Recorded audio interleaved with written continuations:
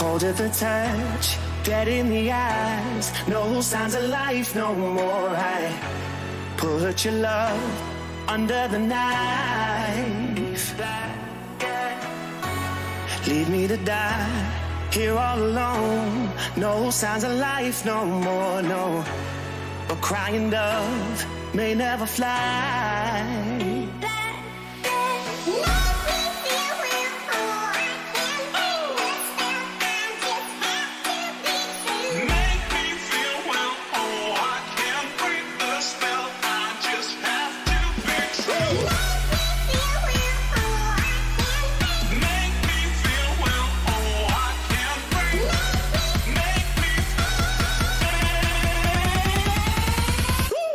Black and white.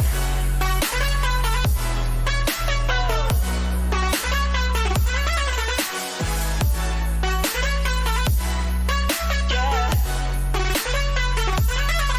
Black and white.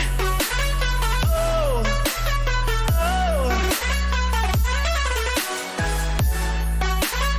oh, oh. Just black and white. No more.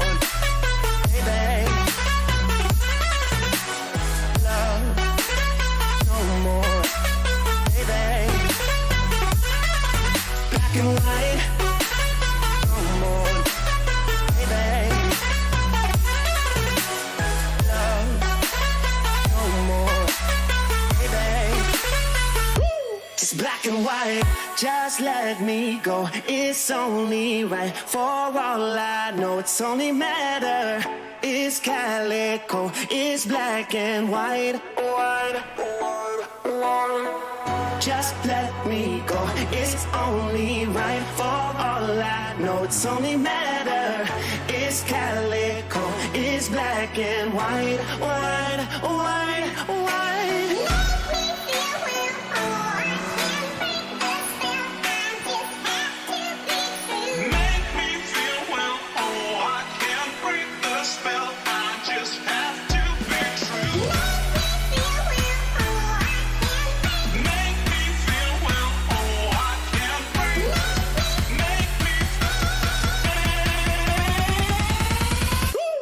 Black and white.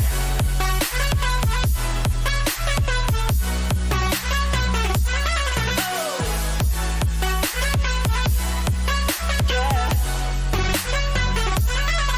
Black and white. Oh, oh,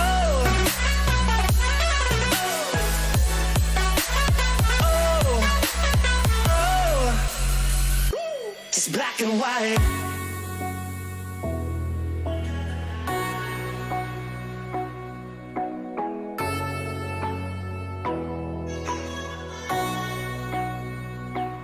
Black and white.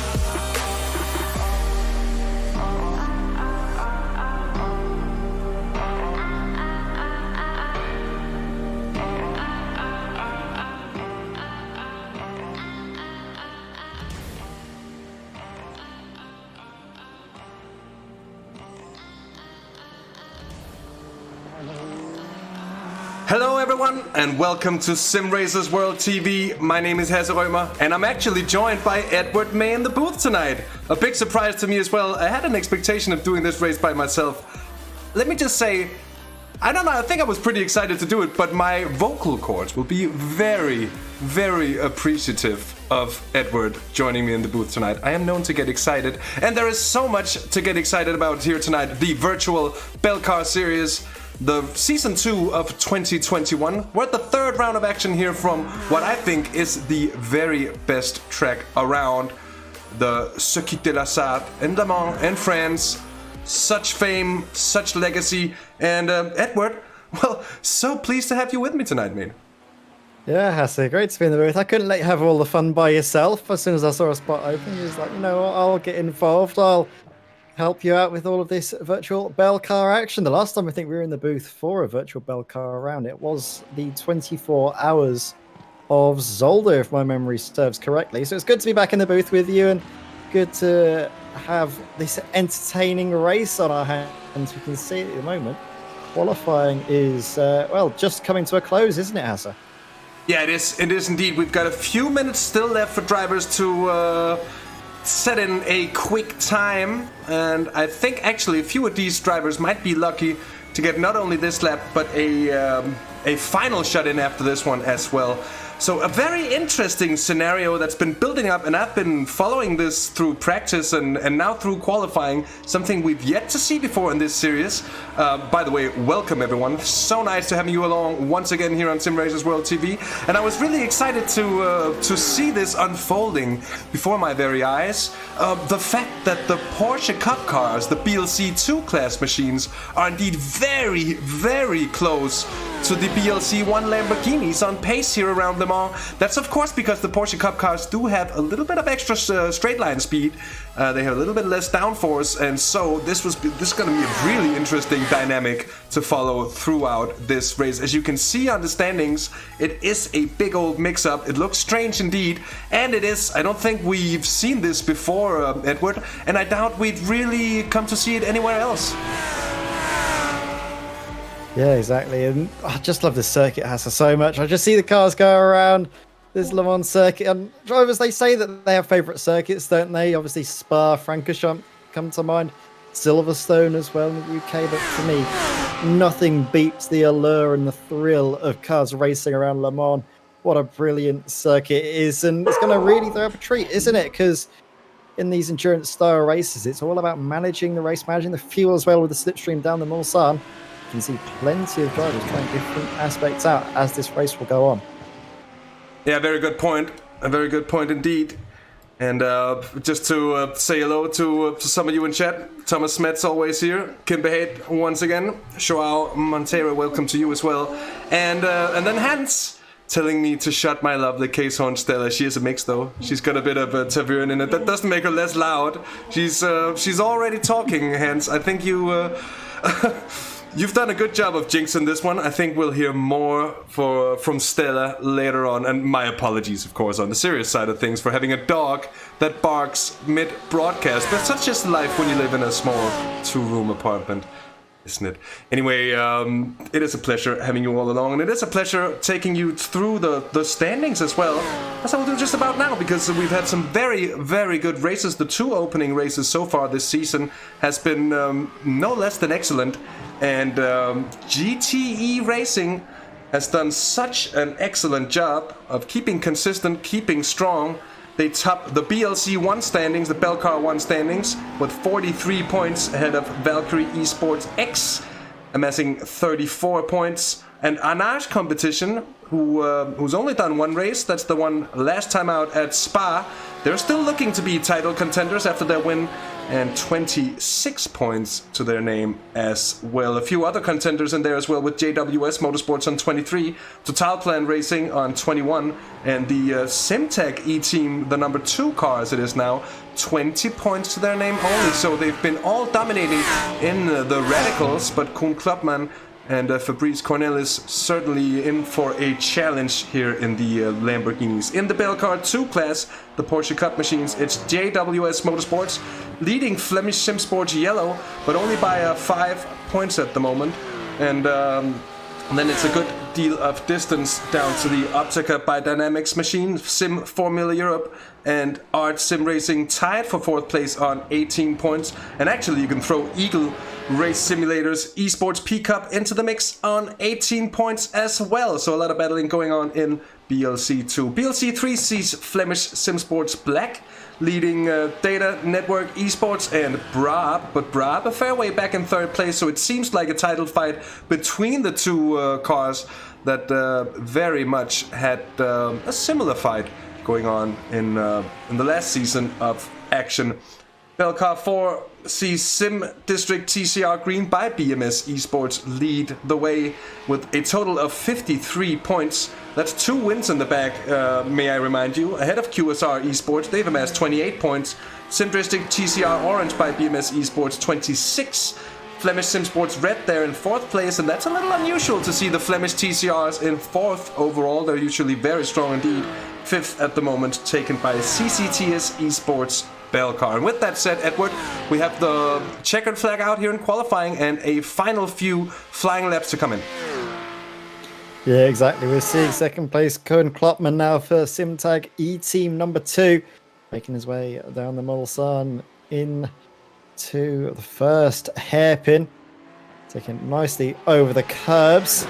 These GT3 cars are very tricky to actually get the lap time out of them. You might think they're nice and easy with all of the ABS, the traction control of the driving aids that can help you out, but it's not that simple. You can see as well Cohen Klopman actually opting to try and use the middle of the circuit for as long as he can. That's because the way the road goes, it actually is less of a a ground clearance. So that means that you don't get the effect of the air underneath the car slowing you down, any of that. No, you get the better run because of the way the circuit falls across either side. Being a public road, it's used to help drain the water off of the road surface. It also helps the cars go that little bit faster in a straight line, maybe getting an extra kilometre an hour or 2, but that's the margins you want to try and work for, isn't it, in these tightly contested positions in qualifying. Klopman needs to make up, though, just under 4 tenths per second, and that could be a very difficult task to make up because Carlos Diguez had a very good qualifying lap. Yeah, indeed, just over 4 minutes, and indeed the quickest time we've seen so far. And look at this here, perfect placing for Koen Klopman, who almost stays within the slipstream here of the Vulcan Sim Racing P-Cup machine. 1st in class, 3rd overall, and this kind of sends my thoughts back to the Le Mans races of years back, especially in the 1990s, when we had several classes contending overall positions as well. And it made for some really exciting racing back then. I think it will so tonight as well. Good point from Thomas Metz that we do indeed have a bit of a slowdown on the BMP of the Lamborghini, meant by the organizers to sort of pull it back into the claws of the Porsche Cup cars. For any new coming viewers, we do have a new car composition, you could say, this year. Only one change, the old prototype-esque thing we had, which was of course the Radicals here in iRacing. They were very similar to the cars racing in the real life version of the Belcar series. They've now been replaced, as in real life as well, with these Lamborghinis, which is, well, so far it's brought some fantastic racing to the series. So something that was good already, I think, has been made even better here. Sanne Hulsman with a personal best of 4:03.022, and that's enough for 4th in class, 5th overall. That's going to be a bit of a confusing one here indeed. We'll do our best to keep track of it all. And both of these drivers choosing to come into the pits at the end of this lap, so obviously knowing that there wasn't any improvements to be found here. A few more laps coming in. Here is Ricardo Michalewski in the 55 ART Sim Racing 1 machine. And as he rounds the 4 chicanes to complete his lap and cross the line, I think he is indeed... Oh, he's not the... Oh, he is indeed the final of 2 cars to be on track. And with that, Edward, it's time to go through the grid here. Yes, absolutely. So let us run through the top class, shall we? When we get into the next session, we're just waiting for the last little bit of qualifying to tick over. Sometimes iRacing takes its sweet little time, doesn't it, Hasse, in letting us get to the racing? But that just makes the drivers even hungrier. All this time spent waiting after qualifying's finished makes them really anticipate the start just that little bit more. And we're going to be seeing, I definitely reckon, a great fight into the first corner between the top two, Carlos Diguez and Koen Klopman. They're going to be right side by side, aren't they? They are indeed, and again, I've said it before, but this mix-up of classes, it's something that the drivers, I think, are going to be quite, frankly, not really used to. I don't think I'd be used to it myself either, to be honest. So, well, no real surprises really there. And then, of course, we'll be looking down through the order as well, because there will be some very good racing to come in the GT4s, which is, of course, BLC3, and the TCRs, or BLC4. 3 hours, Edward, I think that's just in that kind of zone in between where you have, obviously it's not a sprint race per se, but 3 hours is not really enough time to gain back an awful lot of time if you have any time lost. And as such, there is a certain element of, you could call it a sprint endurance race, maybe, over these sorts of distances, 3-4 hours. Yeah, it is. It's all about just trying to measure the race and be sensible. You can't win the race on the first lap, and the drivers, they're going to be definitely acutely aware of that fact as we now do come into the start of the race session. And Hasse, run us through the grid. Yes, indeed. A nice competition takes pole with Carlos Dieguez behind the wheel of the machine. Koen Klopman goes second, just under 4/10 down. Cedric Bouters for Totalplan takes third, ahead of Anders Ankersen in the Vulcan Sim Racing P-Cup machine.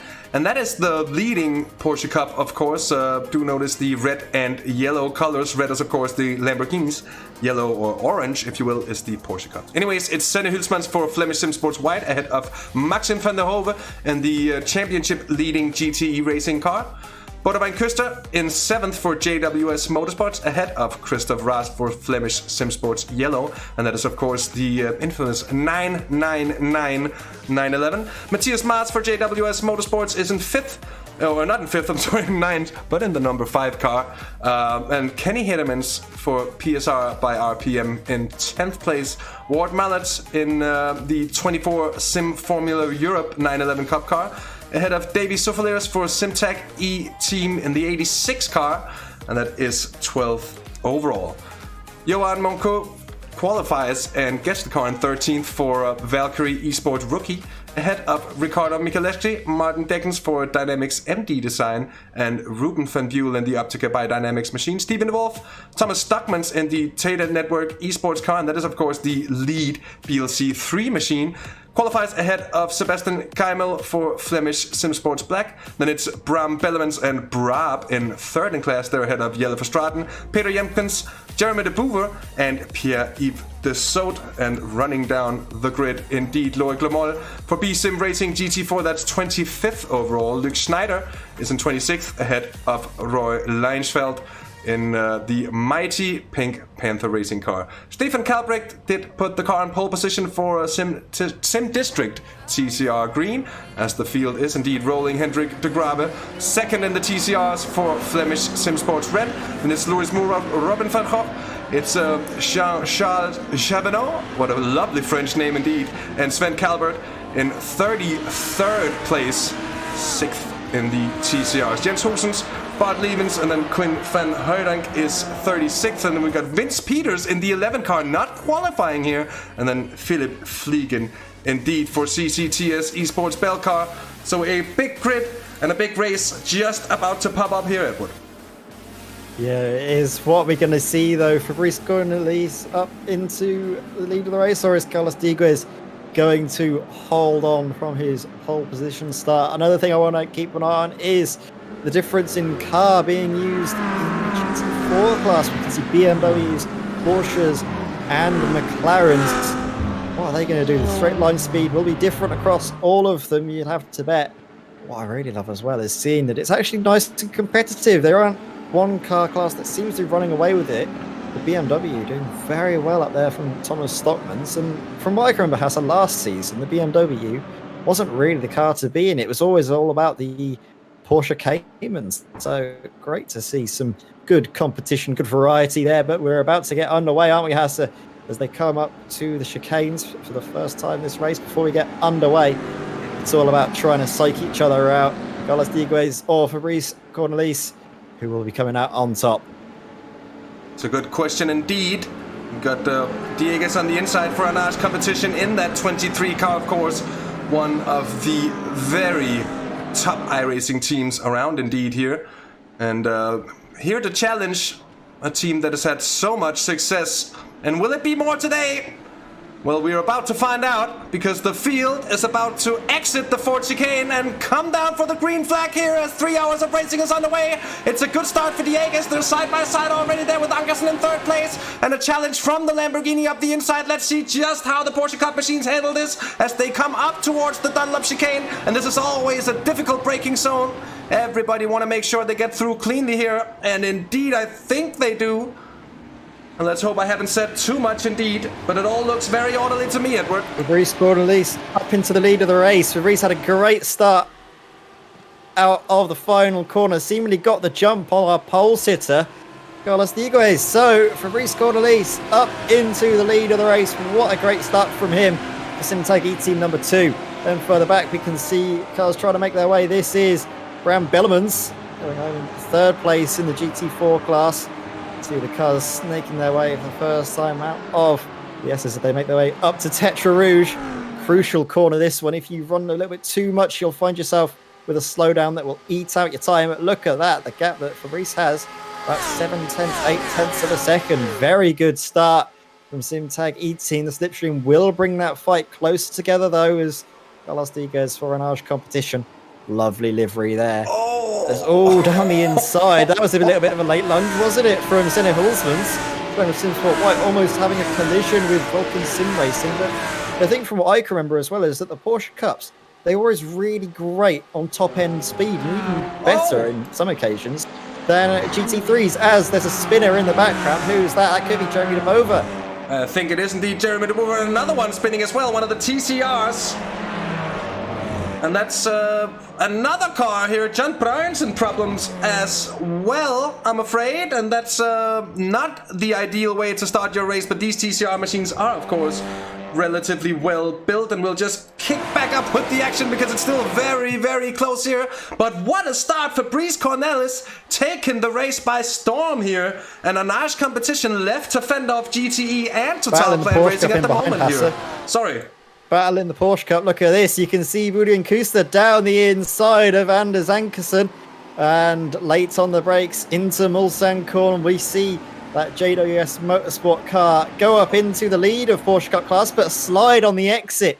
That's going to open the door, isn't it, for Vulcan Sim Racing to slide back through. Anders Ankersen seemingly judged that to perfection. Saw that Anders Ankersen was always likely to overcook it, being that late on the brakes so early in the race. Tires and brakes maybe not up to full temperature, just took a little bit of a calmer, smoother line in around the outside. Well, they're gonna fight it, aren't they? They're treating it like a proper elbows out tussle. It would have been Kuster back up into first place. This is a great tussle in the Porsche Cup class, but they've got to be careful, haven't they, Hasse? So this is a long race still to go. Any damage that they pick up at this early stage could have massive ramifications. Yeah, especially here at Le Mans, where top speed is king indeed. And anything you'll find yourself missing is going to be something you'll be missing dearly in the long run here. Because you have to fight so hard. And you have to take a lot of risk if you are to gain back anything, really. Mind you, the level of these teams in here very high indeed. There's more action kicking off here, and I think it's further down Ruben van Buell here. As you can see, the Porsche Cup cars through the Porsche curves a fair bit slower than the Lamborghinis are getting held up here, but it's difficult to pass here. Oh, and the Dynamics machine. Ruben van Buell getting a little slidey there, losing a position. And most drivers will be used to driving and tackling this track in cars with a fair bit more downforce. Even the GT machines that usually race here at Le Mans have considerably more downforce than any of the machines basically racing here today, which makes it quite a bit different. I think all of the drivers will have had to somewhat relearn their lines and braking points. Of course, it's not a different track, but it's certainly different cars. And so many of these inter-class battles kicking off here, very interestingly indeed. Got a great little fight there, haven't we, in the GT4s? Here we're following the mighty Pink Panther Racing Cayman GT4 car. Yeah, good run there on. Who's that going slowly? I think that's the Deposit Racing team. He's the Sweat. I don't know. I'm a dumb Englishman. I don't know how to pronounce names. Brilliant. Brilliant indeed. And Pierre-Yves de Soot, I think it is, but he's suffering, very much suffering. But he had a poor exit down from the Ford chicane, and he's seemingly having a car that isn't really responding in the way he wants it to whatsoever. And we'll just have a look. Yeah, go on. I think he might have picked up a slowdown. Yeah, that's a I good think he point. might have picked up a slowdown coming out of the Ford chicanes. It's so easy done in the first little chicane section there. It's easy just to overrun your marks a little bit and pick up a slowdown. So I think that might have been what we saw happen to Pierre, but I think he's been able to get back up to full pace. No technical issues or damage to the car being dealt there. So he'll be up to full pace in no time. Don't you worry about that.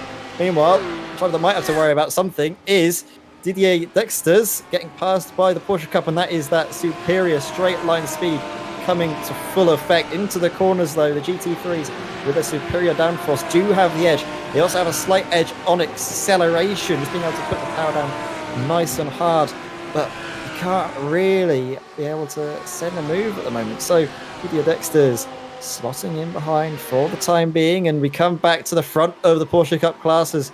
It would have been Kuster. JWS Motorsport again under pressure by the Vulcan Sim Racing car. Very nice livery as well on that Vulcan Sim Racing. Looks like an angry wasp, does it, in the rear view mirrors of Rudy Kuster, and you can be certain he'll be absolutely buzzing to get up into the lead of the race. Yeah, very much so. And I think also maybe just realizing it is indeed a long race, because I think Anders Ankersen do more than just put on the pressure as he's doing right now. He seems to be happy and content with following the leader around, and there's a lot of fuel to be saved being that close in the slipstream of the car ahead. And that, of course, can be utilized well tactically to gain an advantage on the competition. Up ahead here, Fabrice Cornelis has in no way found any calm, because Carlos Dieguez has done a very, very good job of closing that gap up rather quickly indeed. It seemed like Fabrice Cornelis had got the start on everyone, but Dieguez getting into the rhythm here, certainly able to close the gap now. Of course, Carlos Dieguez, a competitor in the official Porsche Cup Series, the iRacing Esports Porsche Cup Series, or whatever it's called. I don't really remember, to be honest. I'm too busy commentating on races myself to really have a feel on everything else going on, but he is indeed a driver from the very highest of the iRacing echelons, and as such, no surprise to see him near the front.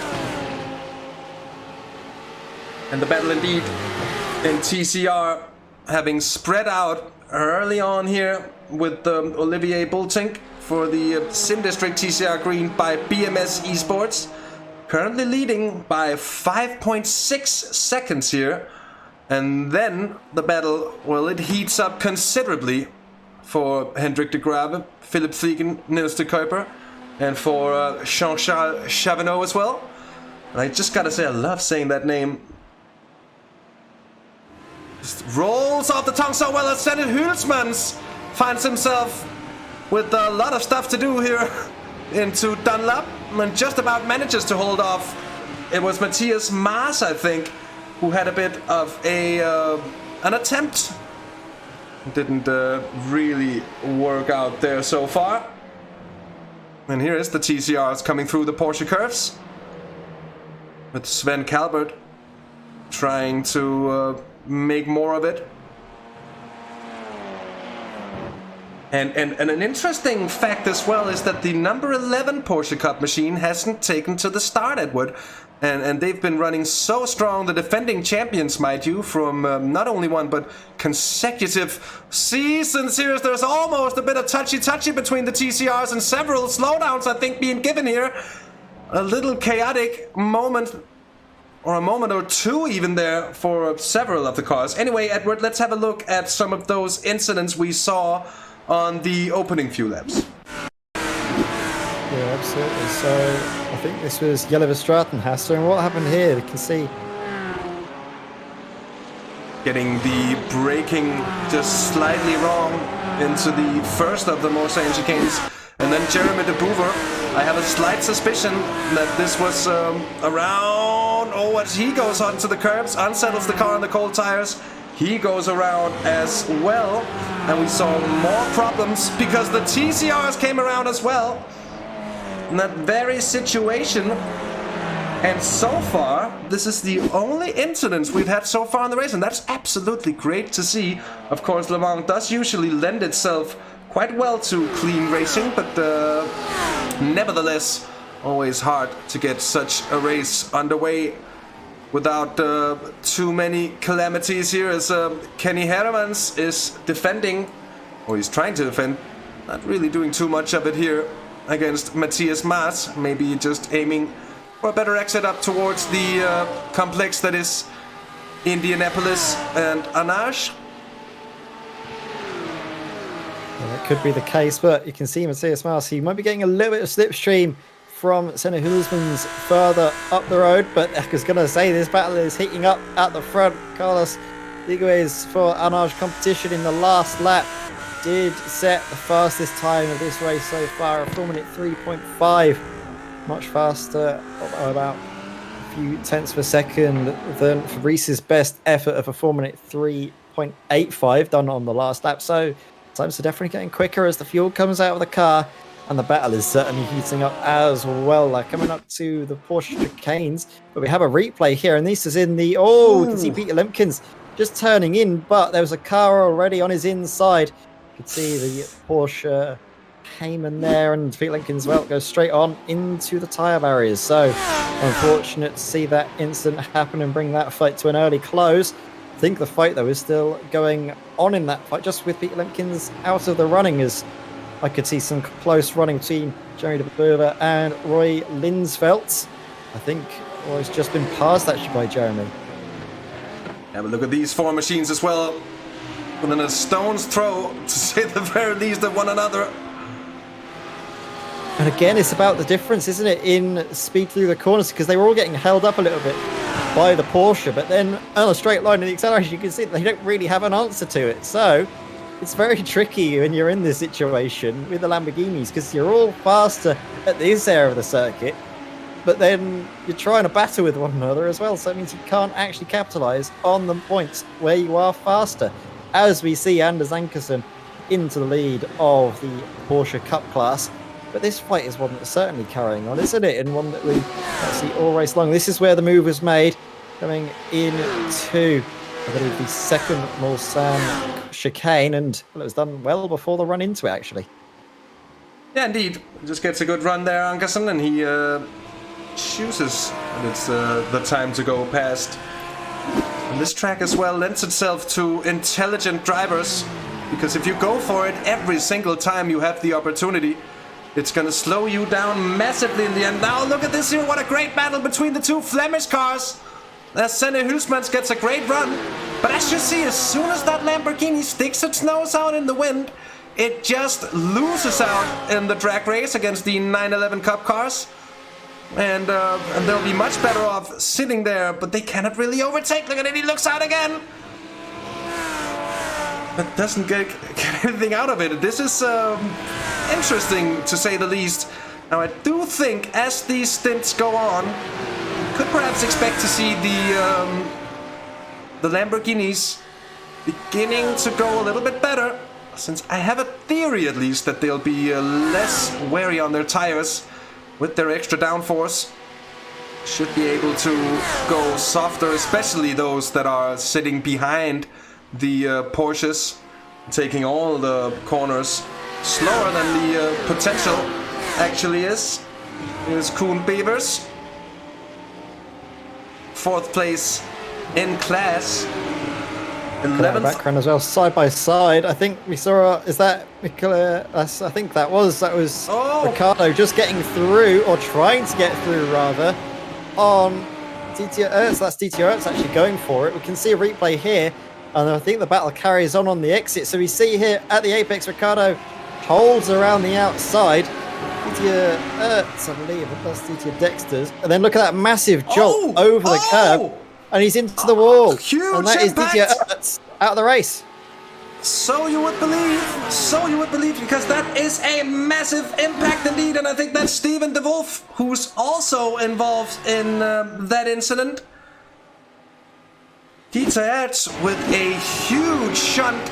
A slight bit of contact there, but that's the bump. And there is a big bump on the exit of the second chicane as they go into Nadia. And I think Steven de Wolf will have not so much with it to do in the end. Let's see here what happens for de Wolf. He's behind, and he gets touched. He gets a little bit of a tap. He gets the clip coming around. Very, very unlucky.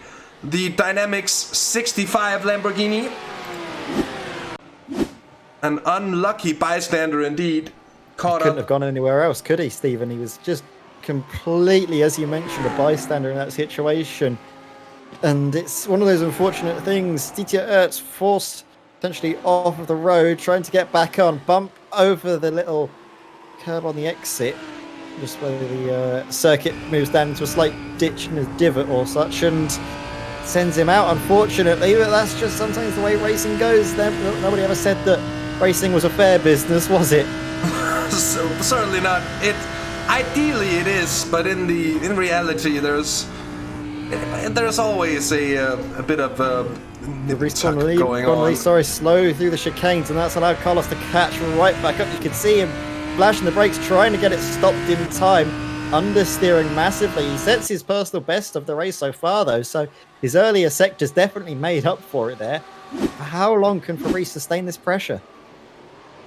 A good question indeed. Look at Johan Monceau here with the double overtake in the first of the Porsche curves, and that's going to be gainful on the Lamborghini competition. Stuck behind. Look at the massive gap opening up here as he's able to take full advantage of the potential speed of the Lamborghini. And someone's been off there at the inside as well, I think. The 31 Porsche. Oh yeah, and that's massive because he was up there fighting, wasn't he, for the lead. What on earth has happened to that JWS Motorsport Porsche? You mentioned that, well, the number 11 Porsche, the car that's dominated, as you mentioned, most of the championship so far, has just not gone out on circuit. As we see now, the Fahrchauffeur being taken by Ludwig Kuster. That's his one and only fix to the car. As we see a replay, and Ricardo Michalewski gets involved. Yeah, Michalewski in another bit of an issue here. But I think Ruben Van Buell went off track before that. He has a bit of contact with one of the Lamborghinis and then gets collected. So the 32 Optica by Dynamics machine in a spot of bother here. And I think that's going to be a tow. And that's going to be a big time loss indeed. You saw the fast repair coming in for the 31 of Budovan Kuster here. A time loss indeed. And it's been dislodged from that lead battle in Porsche Cup. And I'm still trying to figure out what actually happened here, but I think it's been some sort of car-to-car contact, because I simply haven't been able to single out just where that incident happened, and as such we'll be in the dark for now, because we don't really know what's happened here. And Scott Mack falls up the inside of the 86 car of Didier Dexter's, and that's a position gained for the 145 machine. With so much chaos here at the top of the standings, Edward. These two classes mixing it together has proven to be a hot combination indeed here. Yeah, it certainly is. So it's tricky, isn't it, for all of these drivers to try and negotiate one another. They're strong in different areas, but drivers that are strong everywhere. It seems to be these two, isn't it? Dominating the lead of the GT3 class, the Lamborghinis, Fabrice Cornelis and Carlos Duguez for our Irish competition. Both up at the top here as they make their way through Indianapolis. But it's so tricky, isn't it, for these two? What do? Do they just slot in behind each other and then maybe battle at the end of the stint for track position, or do you just sort of sit in behind and only wait till the end of the race when you want to change positions? That's a good question. I think for Dieguez right now, it's a question of knowing that if they battle too hard, well, it's going to be detrimental for all of them in the end. And I think it's a good call. We've seen several teams opting for the strategy of just sort of holding on behind the car in front, staying very close indeed, making sure you save plenty of fuel. The thing is, if you're able to do that extra lap in the end, well, the undercut could be huge indeed. As of such, of course, that is an overcut and not an undercut. But seeing how we're expecting the tires to be able to stay alive, for the cars to be quick at the end of the stint, well, we'll have to see 20 minutes into the race as we come on here to lap 6. Expecting around 15 laps or so per hour. And that times 4, of course, is going to end up about 45 laps, which doesn't... you know, it doesn't sound like too much in the end, but it's certainly it's certainly a long way, especially if you measure it in distance all by itself. The average speeds here at Le Mans are huge indeed. Yeah, it really is. So it's all about trying to make the most out of those speeds and also make the most out of your fuel, because if you're able to keep the stint length to the hour every hour, that means you don't need to worry about a splash and dash at the end. And well, this isn't the longest pit lane in the world. Any time you can save by not taking that splash and dash will really help you to the end of the race. As we see Scott McFall a bit of a fight there with Didier Dexter's behind and going Beavers in the Sim Formula Europe Porsche. Unfortunately, to see that the Porsche fight has slightly fizzled out, hasn't it? We had a great fight between the 169 and the 31. It's just not quite worked out. A fight that is going on though, and I think it's been going on all race long, has been this for second place in the TCR class. Hendrik de Grave closing in on Philip Gelagan for CCTS Esports Belcar. And these TCRs, I always find that in these endurance style races, they're a real treat, a really great fight that provides action all race long because the slipstream allows them to race so close. Yeah, very much so. But they often, I think, tend to lend themselves even better to the twistier tracks. Sort of seems like it's so important to get a good exit with these cars because the straights are so long that one corner can really mess up your position in a battle. And you'll find yourself out of the slipstream, basically, I think. So there were a lot of concentration required to pilot these machines around efficiently. And of course, as many of you would know as well, it takes a very special driving style to be quick in the TCRs as well. I think some of the only front-wheel drive cars in iRacing, along with the Kia touring car as well. And a battle still going on here. Look at this, Senna Hulsmans with Matthias Maas, who's gotten passed on Kenny Heremans after he picked up a slowdown, but that was all the way down at the Dunlop chicane. And these three exiting the Mulsanne corner very, very close to one another. 5th, 6th, and 7th overall. And 7th, 8th, and 9th. Oh, I'm sorry, the other way around. 5th, 6th, and 7th in class, that is, and 7th, 8th, and 9th overall. Of course, do come at us with any questions you should have regarding, well, basically anything that has to do with the racing here tonight, the channel, or anything else in between. We will do our best to come up with a good answer indeed, thereby not promising anything, but just saying we'll do our best, as always. and let's get the discussions going. And I'm saying discussions, I mean let's get the chat going, because discussions, let's leave them for another day, shall we? Anyway, we are, well, we're closing in on the first 30 minutes of racing complete here. There's been quite a lot of action here, and maybe a little bit more spread across the field than I was expecting it to. But of course, the dynamics between the Lamborghinis and the Porsche, I think, has well, been assisting to that, Edward. Yeah, I think so. We are seeing a couple of close fights. They're a little bit further back from this fight and further up as well. We can see the battle hotting up in the Porsche Cup class. So for a moment there could have been a fight in the Lamborghinis further back for, I think, 10th place, but that seems to have settled itself out just a little bit as they make their way through the Ford chicanes. So, as I say that, I don't think it has. Look at this, they're all very close. All three of them all together could be incredibly close as they come onto the Mulsanne. Gets a good run out of the final corner, actually, to Scott McFall. So the Sim District GT3 might find himself up into 9th in class. And I think, actually, no. Is he going to go for it? Down the inside, up into 8th in class, rather. Late on the brakes around the outside to then get the inside. Can he hold it? Gets his nose just there on the inside, but concedes the track position as, well, Johan sweeps it around the outside for Valkyrie eSport rookie. Yeah, indeed, and just have a swift second look at that and just appreciate how well Scott McFall deals with the situation as they meet that second apex. The right-hander just holds back enough to keep clear of the car ahead, and they all live to fight another day.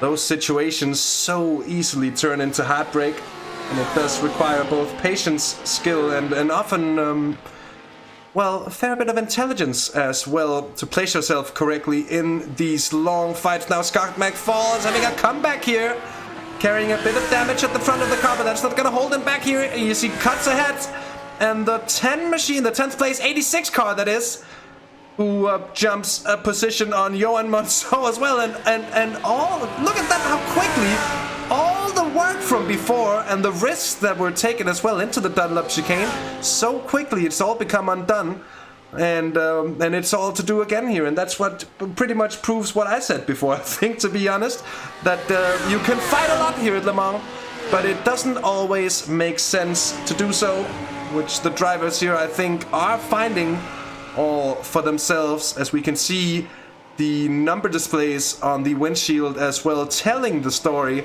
of a trio of cars really changing positions quite often indeed.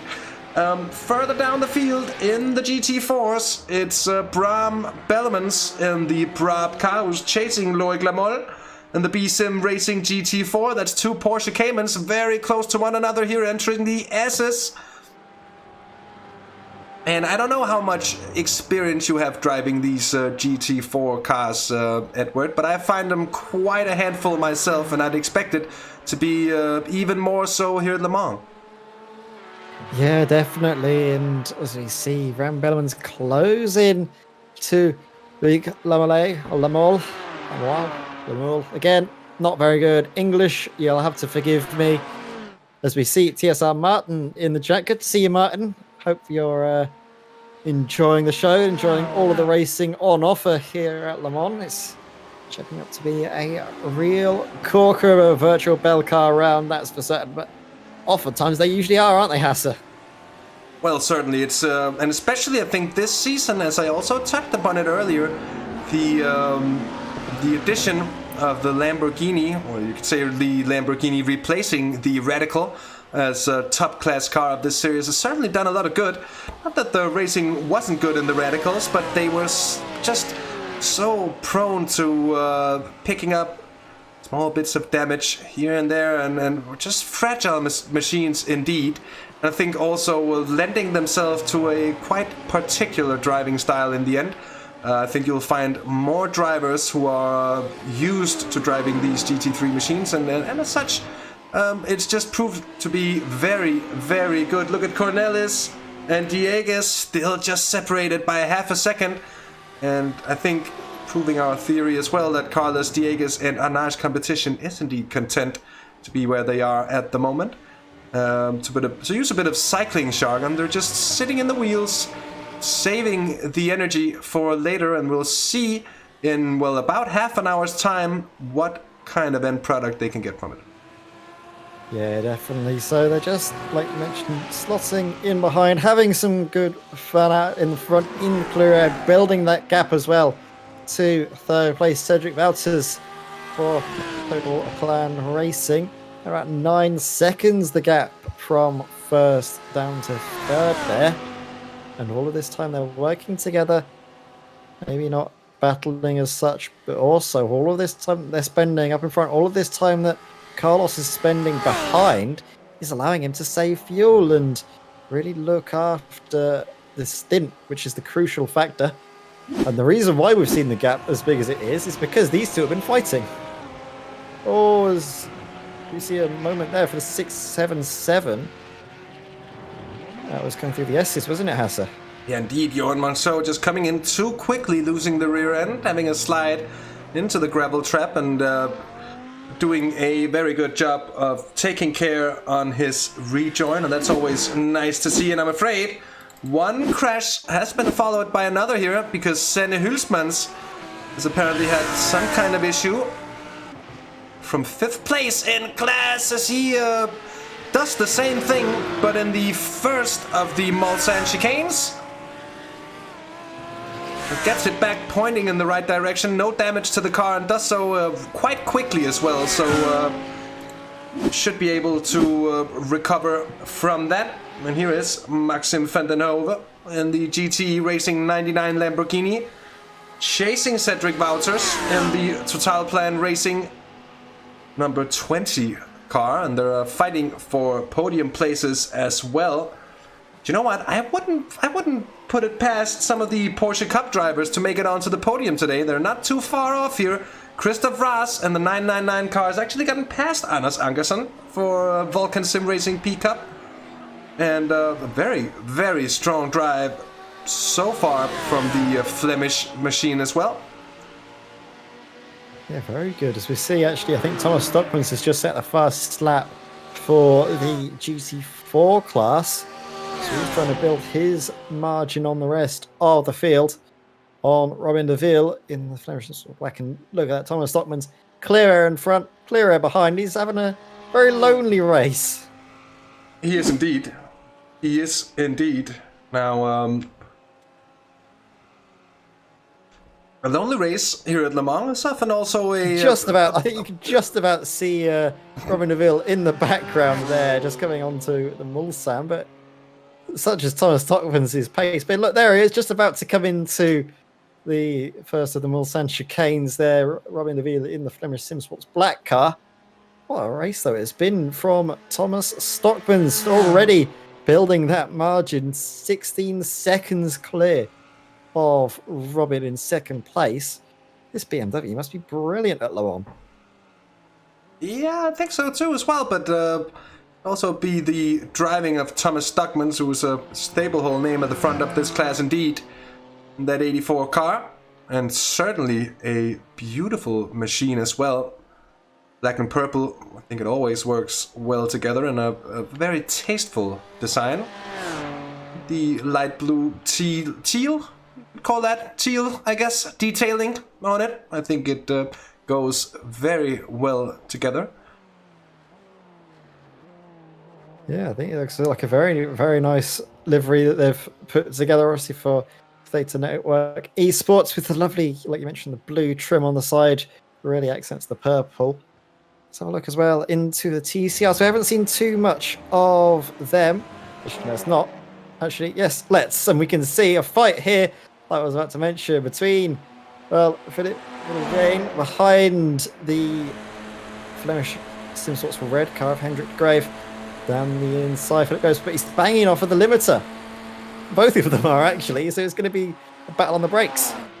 Yeah, I was expecting for us to see an overtake as we went to the rearward-facing camera there, but that happened somewhat slower than expected, and I think, as you said correctly, Edward, both of them on the limiter, so one of them had to come off in order for the overtake to actually take place here, as Philip Fliegen does indeed pass and go up into second place here. As Yeah, apologies, Philip. I butchered your name. It's Vliegen, not Vilgain or whatever on earth I said. So, Philip Vliegen. I learn every day, Hasse. I learn every day. we all do, Edward, and that's one of the key things to understand in life. I think the process or progress indeed only stops if you fail to do so. And with the poetry, or not poetry, what I'm talking about. Well, you could call it poetry, but that's maybe a little bit high praise for my own words. Philip makes a mistake there. Vliegen, I don't think he finds it poetry. He might just be listening and thinking, what are you talking about? I can't even concentrate. He goes a little bit wide there. I mean, to be fair on him, though, Edward, it's easy to do in a high downforce car. I think it would be quite easy to do as well in one of these TCRs. These TCRs, they're so understeery, aren't they? Front wheel drive, they just sort of chunder along. You try and get them to turn in, and they just don't listen. As Philip Vliegen has probably been listening too much to me, and you ramble on, Hasse, and that was probably the distraction that you had going into the second Mulsanne chicane. Now he needs to get his head down and focus. No mistakes at all. But getting up to the rear once again of Hendrik de Graaf for that Flemish Sim Sports red rear bumper and getting back up into second place. He was there for a moment, and we know that he can probably get back up there as we see, well, the leaders, don't we, of the GT3 class, leaders of the race, Fabrice Cornelis and Carlos Diguez for Arnage competition, making their way past this little battle here. And again, they're just trying to keep in step with each other, not get too busy, as we see these two getting a little bit busy, aren't we? Jean-Charles Chavanot and Sven Kalbert going together. And in the background, another fight. This is Cedric Wouters on Maxime van der Hove. Yeah, and I should excuse, of course, what I meant before wasn't poetry, but philosophy was what was the word I was thinking about, the word I was trying to get to spring to mind. It wasn't happening before now. I guess it is sort of philosophical to look at things in that way. Anyway, Cedric Wouters, he's lost that podium place for now, at least, to Maxime van der Hove, who's in that GT racing car up ahead, the blue 99 machine. And as I've mentioned on a few occasions now, leading the championship after two very strong displays in the opening few rounds. We did have a chaotic race at Hockenheim, followed by a more orderly but very exciting race about a month ago at Spa.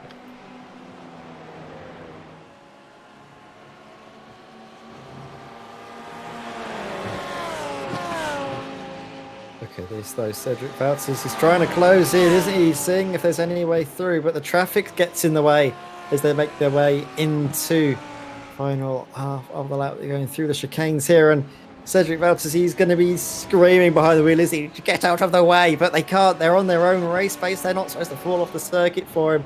It's just so frustrating when you're in the faster cars to catch the traffic at the worst possible time. You know it's through no fault of their own, but you still want to be angry anyway. Well, you do, but it's also, and this is where the real game of patience comes into play with multi-class racing, and especially at a track at Le Mans, where corner exit speeds are of such an importance that if you find yourself locked up behind someone else in a slower class on the apex of a corner, it can really mean death and destruction to your lap times for that particular lap. And the most wise of drivers, they'll be attempting to gauge the distance to the car ahead such that they are able to accelerate freely out of corner exits and just pass the car as they're accelerating away.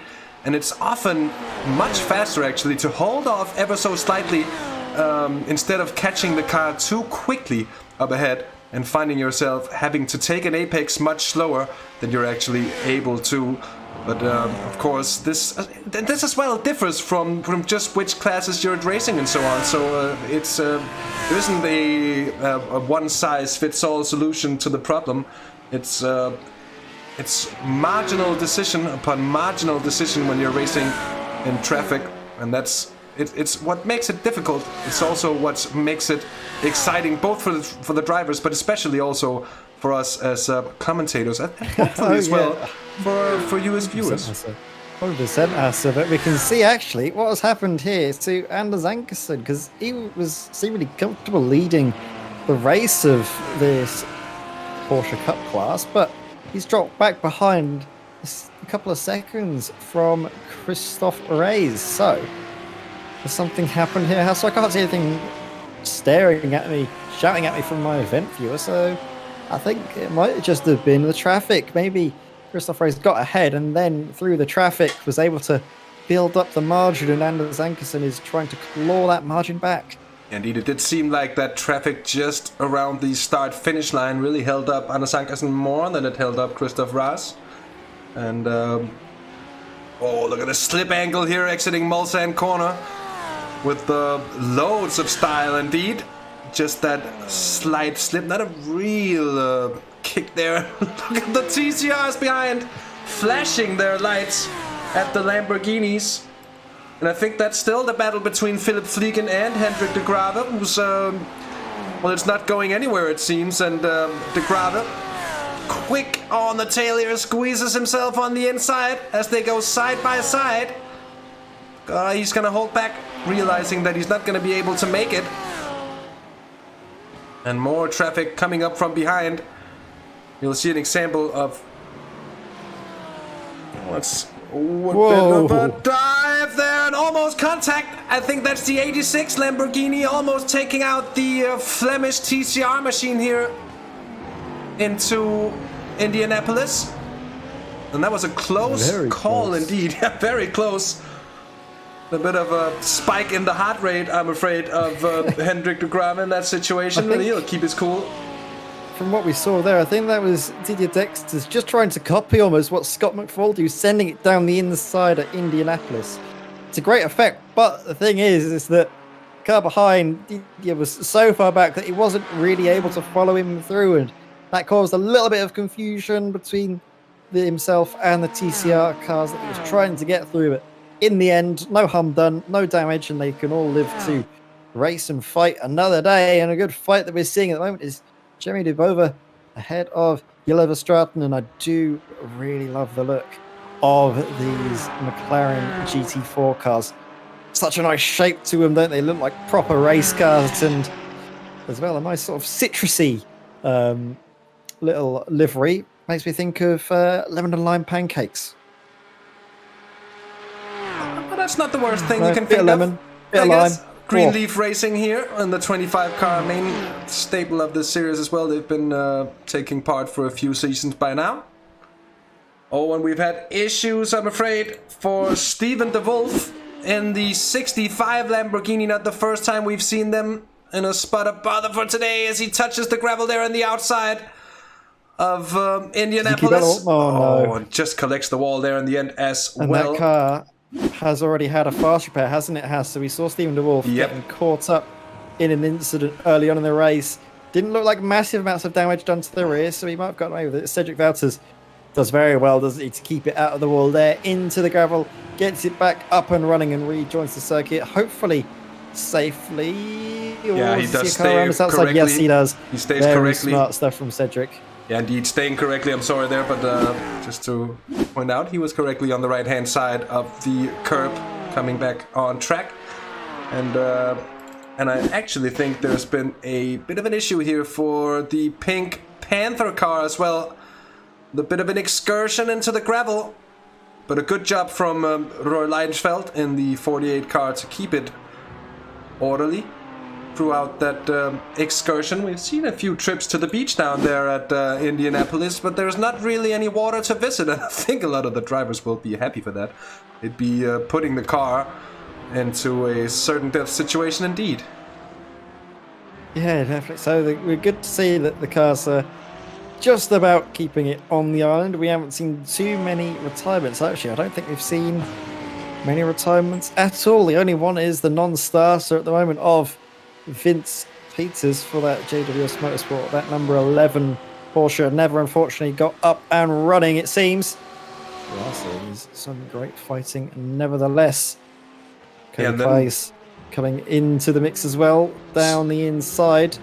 Kobe we saw early on in the race have some strife, but good to see him still fighting through. Yeah, they've been in for their fast repair. You saw them take the toe, and that was all the way from the Dunlop curve. And it counts out the toe as sort of going around the track, I guess, at a very slow speed. So the further you are from the pits, I think, and it doesn't count going backwards as such. That was my point. And that means, of course, that they lost an awful lot of time. Having to fight back at this point here means passing all of these slower class GT4s as well for Kobe class here, as we are about 45 minutes into this race, and it's seemingly calming down a little bit here at the front of affairs here. Maybe it's traffic having done the difference. Perhaps tire wear is beginning to show its rather ugly face here at this race, because Carlos Dieguez has lost a little bit of time to Fabrice Cornelis. It's far from over. The gap 1.7 seconds between the two at the moment. But whether that's going to grow to anything more, well, we're going to see indeed. Vandenhove still in third place. He was contested before by Cedric Wouters, who had that spin, as we saw, a big excursion into the gravel. And that, of course, means then that the GTE racing car, the 99 championship leading Lamborghini, much more comfortably in the podium positions. They can begin just turning out the laps there. I've just noticed that lap times are getting even faster. Fabrice Cornelis set a lap time that was 1 second faster than his previous best, so he's really starting to turn up the pace now. The fuel's coming out of the car. I think as well, maybe the track temperature is getting a little bit cooler as we're seeing more clouds coming through than we saw at the start. It seemed a bit sunnier at the beginning of the race, but the track temperature is definitely getting cooler as the evening wears on. Temperature on the road down to 37 degrees, ambient air temperature 30, so expect that track to get cooler and cooler and the cars to get quicker and quicker. As you said it is most definitely the way it goes. 37 degrees of track temp, certainly not unheard of, but hot enough to keep the heat in the tires, to say the very least. Of course, here in iRacing, you find that the cooler the track, the quicker it is. Pretty much resembles how it is in real life, although there are, of course, situations where the track can be so cool that it can be very, very hard to get track temp in. And Hans tells us in chat, it's 8 degrees, so that's actually a pretty massive drop from the start of the race, and now only 46 minutes in. And Edward, do you reckon that's gonna leave some teams guessing as to whether it's maybe gonna be possible to double stint the tires? If not now, then maybe later in the race here. I reckon what I'd do at this stage of the race is take the tyres now and then assess if you can do a double at the end of the race, because you can't double at the point in the race where your tyres, where the track is at its hottest, are you? You're always going to be wanting to double stint at the later point when the track is cooler, when you've got that advantage of less tyre wear to try and make a double stint work on the tyres. I think for me, that's what I'd be trying to do first and foremost, is look after those tyres at the start of your second stint. Oh, Johan Monceau decides to have a bit of a moment here in the exit of the S's as well. Which again, it's not the first time we've seen the Lamborghini struggle there by carrying too much speed, or maybe just taking a little bit too much curb there. You can see Fabrice Cornelis really putting the hammer down, and that gap is now considerably extending. And it might not sound like much, but the 2.5 seconds he's got down to Carlos Dieguez now will be enough to put Dieguez out of the slipstream for good. I think that could indeed be quite the difference it makes here. Oh, and Christoph Raas has lost not only one, but I think 2 positions here, as Anders Ankersen has gone past him, and Matthias Maas in it as well. I think that's actually Ankersen having gone past on Matthias Maas. That is. So that's the way around. Sorry for a bit of confusion there. What a good return back up into the lead though from Anders Ankersen. Finally, it's his turn to capitalise on the traffic just a little bit. As they come though into the Porsche curves, we will see Matthias Maas close back here in that JWS Motorsport Lamborghini with the extra downforce, with the extra grip, aided as well by the traction control. Could be able to potentially even sweep it around the outside here. We've seen it happen a few times in other cars, but I don't think He's just got the confidence, got the tyres as well. Maybe if he had fresh rubber, he might have the bravery to do it. But at this point, it's not worth the risk. As again, another fastest lap being set by Fabrice Cornelis now into the 4-minute ones. 4-minute 1.87, building that margin to Carlos Digas. And importantly, as we see down the inside, the Lamborghini goes committed on the brakes into the Ford chicanes. Fabrice Cornelis has got that gap to the point where there's no slipstream being given to Carlos in second place. So now he's going to look to try and break away from the pack. Good point indeed. Now this battle still goes on. Jeremy de Boever, Jelle Verstraeten, and it's RP Motorsports ahead of Greenleaf Racing. That battle has been going on for quite some time. It seems Verstraeten being relatively comfortable again, just sitting there in the slipstream. Either that, or he's got a little bit of a pace deficit on the McLaren ahead of him. We'll just see how that plays out. And we would expect the first cars to come into the pits in not too long. And I'm interested to see whether the GT3 Lambos and the Porsche Cup machines will be able to keep it running for the entire hour. And if not, I think we'll find the explanation for the fuel saving we saw earlier in the race as well. Because of course, if you can make it last an hour, well, you'll be in the magical window to just do 2 pit stops instead of finding yourself forced to do 3 with that splash and dash you mentioned earlier in the race as well, Edward. And that certainly could make all the difference. You'd need to gain a lot of but you need to gain a lot of time on track in order to actually have the space and the luxury to take such a pit stop. Yeah, and another thing to mention as well is the fact that the TCRs, we expect them to pit on the 1.5 hour mark, so they will only realistically be expected to make 1 pit stop all race. If they're able to make it, though, that's the key factor. From my recollection, it's usually a little bit touch and go to get it to last the full 1.5 hours. Sometimes you might see drivers opting to pit a little bit earlier as well as the TCRs. They only take the front tyres, the rear tyres will last the full length of this race, so that's something to take into account. No TCR car will ever make it 3 hours on 1 set of tyres, that's for certain. So the same strategy we'll expect from all of the TCR cars. Could have a difference in strategy though in both the Porsche Cup class and the GT3 Lamborghinis.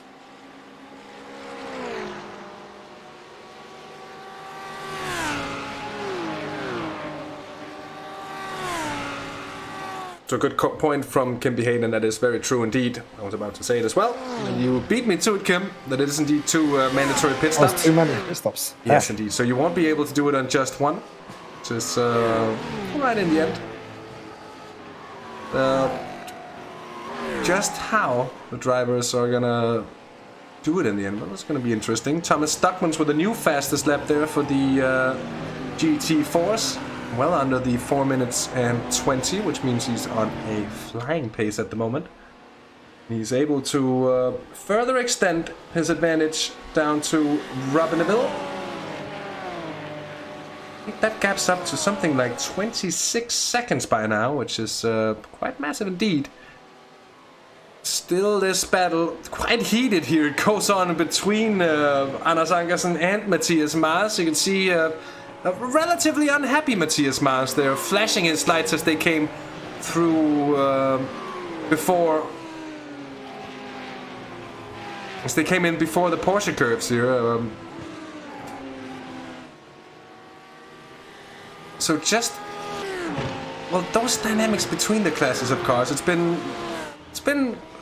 hard, I think, for drivers to even just get into that mind state of having a car that's just quicker somewhere and so much slower in other places. And it's I said it at the start of the broadcast, at the start of the race as well, that I thought it would be an interesting one, and I think it turned out to be just that.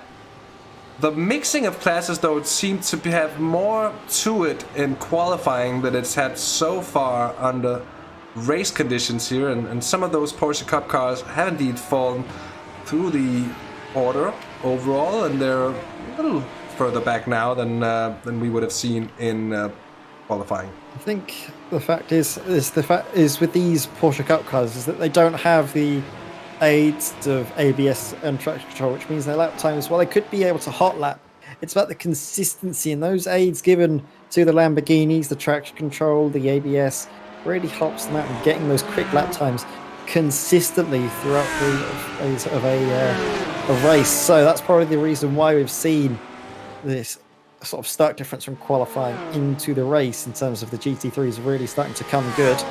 As well, Eddie Hermans is sliding left and right, trying to pick up any inkling of slipstream from Christoph Rice as they make their way into the first Mulsanne chicane.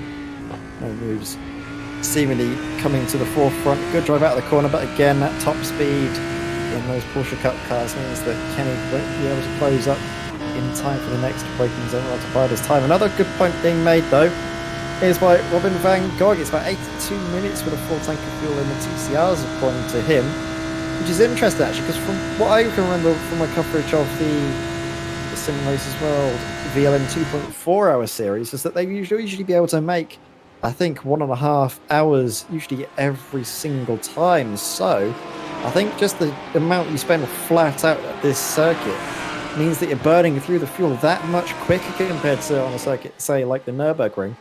Means that the fuel won't last as long, and they will definitely be making 2 stops, even if they weren't having to be forced to do so by the rules of 2 mandatory pit stops.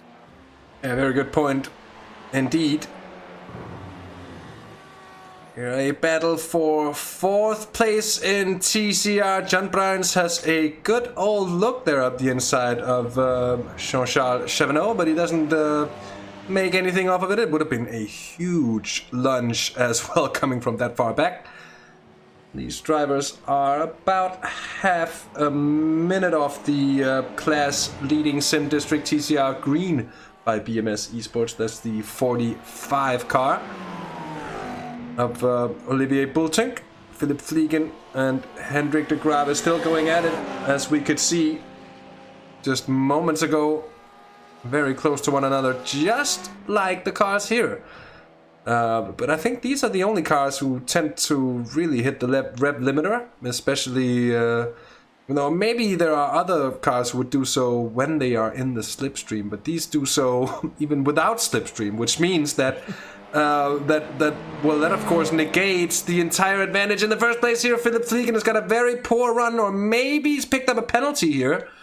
He's just really off the circuit. For me, that's a slowdown. Serving it, getting out of the way, very sensibly done, off of the racing line, allowing Hendrik de Graaf through, as we see Jean-Charles Chevenot closing in. And this was him getting passed just earlier by John Bruins in the Sim District TCR Orange by BMS Esport. There we go, through well before the braking zone into the first of the Mulsanne chicanes. Will he stay in front into the second? I think he does, as the first pit stops come out for this being, well, the first driver to come in is Bram Bellemans in the GT4 Cayman. As well as that, we've got our race leader into the pits. Maurice Cornelis has not been able to hold on to that lead. Had the hole in the air, sort of punching it for this man, Carlos Diguez. So Carlos could be able to make this strategy work if he's able to look after the fuel.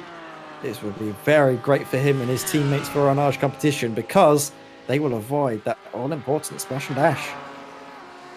He will indeed, as well as a few of the other cars giving it a good go at least. Cedric Wouters as well staying out. Yeah, exactly, and 2 of the Porsche Cup cars able to take it that a little bit longer as well.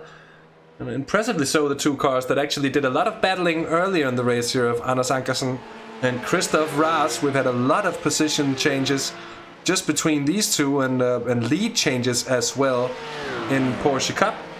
And they've stayed well up in the overall standings as well all the way through the opening hour of this race, which is incidentally just about to conclude. Just a minute and a half left on the clock before stepping in to what for most teams is going to be this middle stint of the race. And more drivers in the pits. And interesting to see if everyone is going to take tires here or if it's only going to be some cars. You can see GTE Racing, they got fresh tires on their Lamborghini. And I reckon that the car ahead of them at the very moment there, Quint van Hooydonk for Sim District, I don't think they took tires. They're out again. And now ahead of GTE and Bud Boland, who's in the car. Bud Boland, who drives for Simracersworld Esports actually on the regular. Was driving for GTE Racing today. The Manxman lending his skills to the championship leading car. Well, they'll be in the thick of it now. Let's see just how everything comes out here, because Carlos Dieguez has to do a real flyer of a lap here if he is to have any hopes of the overcut working. But Hasse, I think even if I was Carlos, I probably wouldn't go for that flying lap. I'd just look after the car, because you know that you're in good stead for not needing to make that extra splash and dash. If you can just keep there and keep close to the race leader, then you'll be nice and steady, won't you? You'll be able to just slot in behind, look after your fuel yet again, and just try and work on keeping your car nice and steady for the end. As we see now, a good little battle this. Alexander Rice, and this is Dirk Bouts in the PSI by RPM car. Lovely livery. That spec map sort of almost gunmetal grey, isn't it, on that car? Slight little satin sheen on the silver. Very nice car from Bjorn van den Akker. JWS Motorsport ready to defend the inside line coming into the second Mulsanne chicane. Nope, seems to leave it wide open. Quite happy to swap positions all the time along these Mulsanne straights. Then they can just slot in behind and save that little bit of extra fuel. And if you do it well enough, if you're in sync with the driver you're driving with, say driving against, but in a situation like that, you could even say and call it working together. Because you sort of slingshot one another past, gaining a little bit extra speed, and it might not be much in one lap, but if you do so well for a lot of laps in a long race, indeed, looking at the 24 hours of Le Mans instead of 3 hours, it can indeed make quite a difference, and it's something that can enable cars to either break away from other packs behind, or sorry, Hasse, just noticed Arnage competition in the pits, race leader in the pit lane now. Already come out. Oh, is he going to be in the pit stop as well? We expect to see the car coming up on the jacks for this first stop. It's going to be that second crucial stop for if we see the drivers making their tyre changes as well. In the background, you can see the BMW of Oliver van Herk, the Theta Network Esports car, the BMW leader of the GT4s, making his way out of the pits as Carlos Dieguez as well comes out of the pits well ahead of the Simtag E-Team, Koen Klopman. So that is a big overcut if ever I've seen one. Carlos Dieguez almost goes much too deep there. And did Koen come out in traffic then? And that is a very good question. I think he's been held back ever so slightly here. And certainly, but look at this here, the pit time as well. 8 seconds quicker for Carlos Dieguez. And so you have to wonder if they've called it that they might not be able to avoid doing the extra pit stop at the end, given the fact that they don't have anyone to really sit closely behind now. But 8 seconds, that is a massive, massive gain on the pit stop indeed. None of them taking tires. See here, Bodevine Kuster gotten himself back up into third place here. And the 31 car did have a pit stop earlier. It was indeed a very short pit stop, but they are back up and running. They had a pit stop on lap 4, so we might expect them just to run slightly skewered of everyone else here. And let's see just where they stand in the grand scheme of things. Vulcan Sim Racing, sorry, but just a quick point here at what Vulcan Sim Racing is now did a driver change as well, and Brandon Blakesley's in the car here. Yeah, exactly. So driver change there for Vulcan Sim Racing, the car that we expect to, in about 4 laps time, to regain the lead of the Porsche Cup class. But a thing to note from this man, Ruben Kuster, this JWS Motorsport car came in, like you mentioned very rightly, after about 4 laps. If the other cars behind have to take their splashes and dashes, that early pit stop has essentially already been taken by Ruben. They took their splash and dash effectively early in the race. It just means that the other drivers will take theirs later on, effectively negating that damage we saw happen to that JWS Motorsport car and could allow them to get back into the race right in the last moment. So don't count them out just yet. Could be a dark horse to take a podium or even a race victory in the Porsche Cup class. But we come back to this, don't we? Carlos Duguez up in front, 6 seconds clear of Kuhn Kloppmann. What a strategy. They've had an inspired race so far from our competition. It's all about now them being able to manage the race. They've shown that they can get ahead, but now it's just about the battle off of the track, the battle done by all of their teammates in the strategy room. Indeed. But they did not take the driver change. And with the 2 mandatory pit stops being driver swaps inclusive, that might land our Nash competition in a fair bit of trouble here. And so we'll have to see just how it plays out over the course of the race. Of course, we do have live stewards for this series that are watching along and reviewing the incidents that are happening along the race and coming up with the correct decisions. And they have done so very, very well indeed. But we'll see just what kind of problem it could be. Of course, they could take an extra pit stop, and that could have negated any sort of penalty they would be looking at. But it's certainly gonna rule them out of contention for top place finishes here. Yeah, I didn't realize that the mandatory 2 pit stops also had to have mandatory driver changes as well. That might have caught out our Arnage competition just a little bit. Very strange to see that happening, or maybe that they are banking on the fact that they won't be able to make it till the end of the race. Anyway, they were only able to save that much fuel early on because they had a car to follow, and now they're in the lead. They don't have that luxury, so they're going to realise, right, we're not going to be able to make it to the end on just 2 stops. We're going to have to take an extra stop later on in the race. So let's just spread these out and do our driver changes later on. Give Carlos some more time in the car at the start of the race because, well, you wouldn't want to take him out at this point, would you? Because he's done such a good job.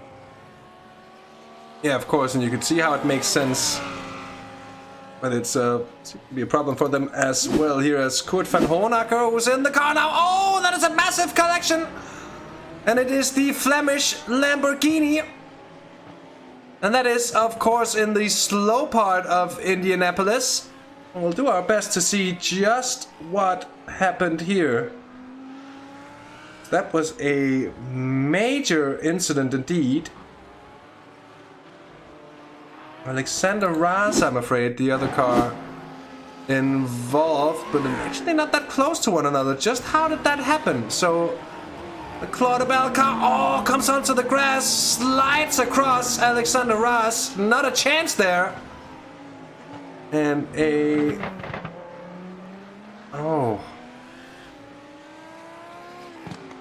so big incident for those two. Kurt van Hoornacker, I'm afraid, took quite some time to get rolling again. And that's going to mean considerable damage for both of them. Here, the pit stop from that 31 Porsche Cup machine. And they'll be rejoining the track 4th in class here with Tommy Rao now in the car. And you know what? That's actually not going to put them in the worst of positions here. They've driven past quite a bit of the field here and are well on their way for a resurgence late in the race. So we'll see whether or not that's going to work out for them. And if they can make it into anything really here, it's a very good way to come back from what has been a troubled start. Of course, having used their fast repair at this point of the race, or so early in the race here after 4 laps as they did, well, they're of course going to have to keep it squeaky clean from here on till the end. Yeah, definitely. You can't afford, can you, to have any sort of mistakes, any errors or missteps. It's all about looking after the car at this stage, especially if I mentioned drivers have already taken their fast repairs, as we see what has happened to that J2 Motorsport car.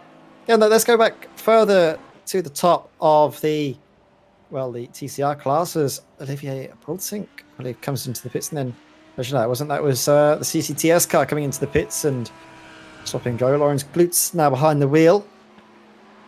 So we're seeing TCR cars already opting for an earlier pit stop, and that could be a very inspired strategy. Is what they would have likely have done is fuel the car with less at the start. So their car is lighter, uses less tyres, so they keep the grip nice and high as the race goes on.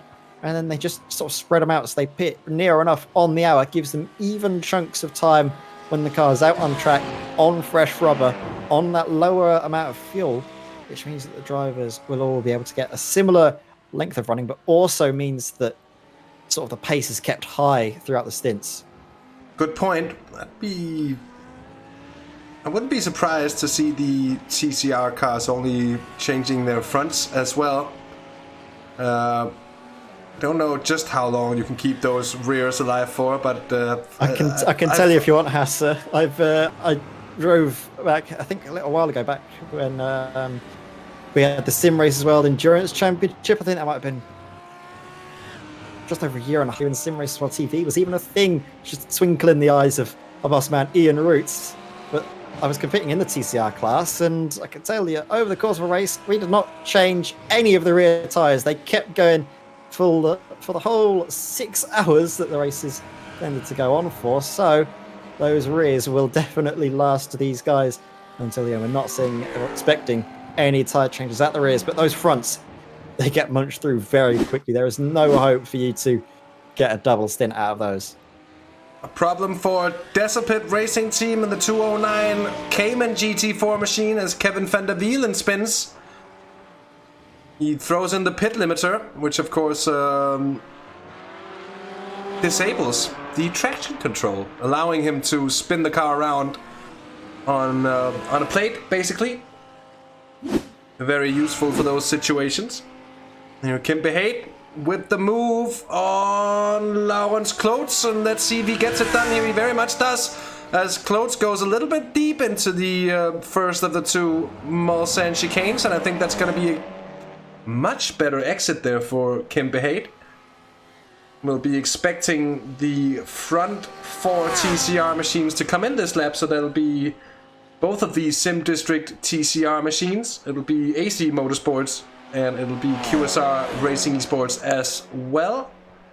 Just how they'll stand, well, that's going to be quite interesting as well. We'll have to see. We'll be all the wiser by the end of this lap. Look up ahead, it's Brandon Blakesley who's now trying to drive away and having quite a bit of success, actually, having sprung the gap down to Hans Poelmans in the 999 Flemish Sim Sports yellow machine. They're having well, enough of a fight, it seems, with Bud Boland for GT Racing. He's done a very good job coming in here. He's flown under the radar so far and has kept his nose clean. And very much on the pace of the cars around him as well at the moment. And sorry. What a sound though, isn't it? You've got two of the nicest sounding cars on iRace there with the lovely roar of the Porsche 911, and then as we see a replay here of Rømer Mars actually, Hasse. Oof. And he just comes in hot into the final bit of the Ford chicane and losing the rear end, going over a bit of the sausages there as well. And be careful with that because it's so easy to have a bit or two of the engine bump upon the sausage curving there, and that could cause engine damage, at least in some car classes. For some cars, I think not all cars that are as prone to it as others.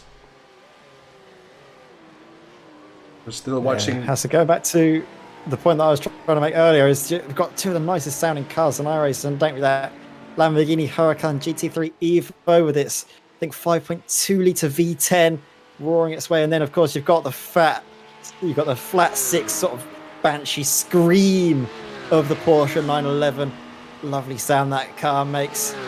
We've been treated, haven't we? We've been almost spoilt by iRacing with these cars on circuit, and just the sounds that they make. Oh, they're so great. The only thing that could be better is if we were trackside listening to them, right, Hasse?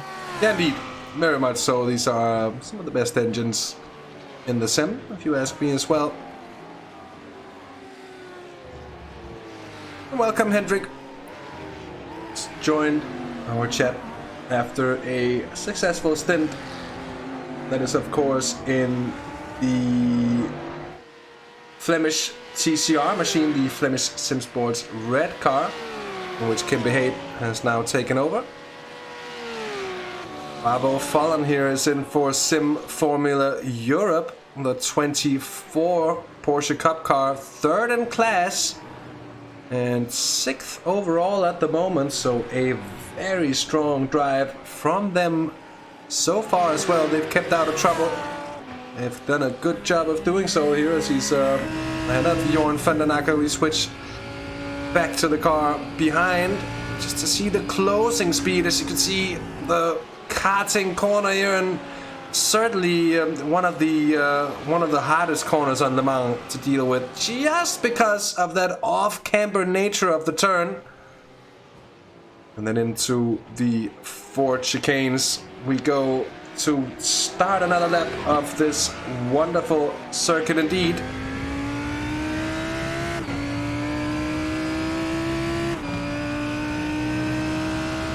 Turn 1, well, it's basically a kink, just about enough so, and especially in these cars that you have to lift off just to position the car for the braking zone into the Dunlop chicane, taking as much curb as you can possibly get away with to straighten out the exit and into the S's, flat out through the first of them. And then a bit of braking down a gear or 2 into the left-hander, trying to hug the curb but not too much of it. And then watch out with the crest on the exit there, coming in towards Tête Rouge, one of the most important corners on the track as a whole, just because of the impact it has on lap time alone.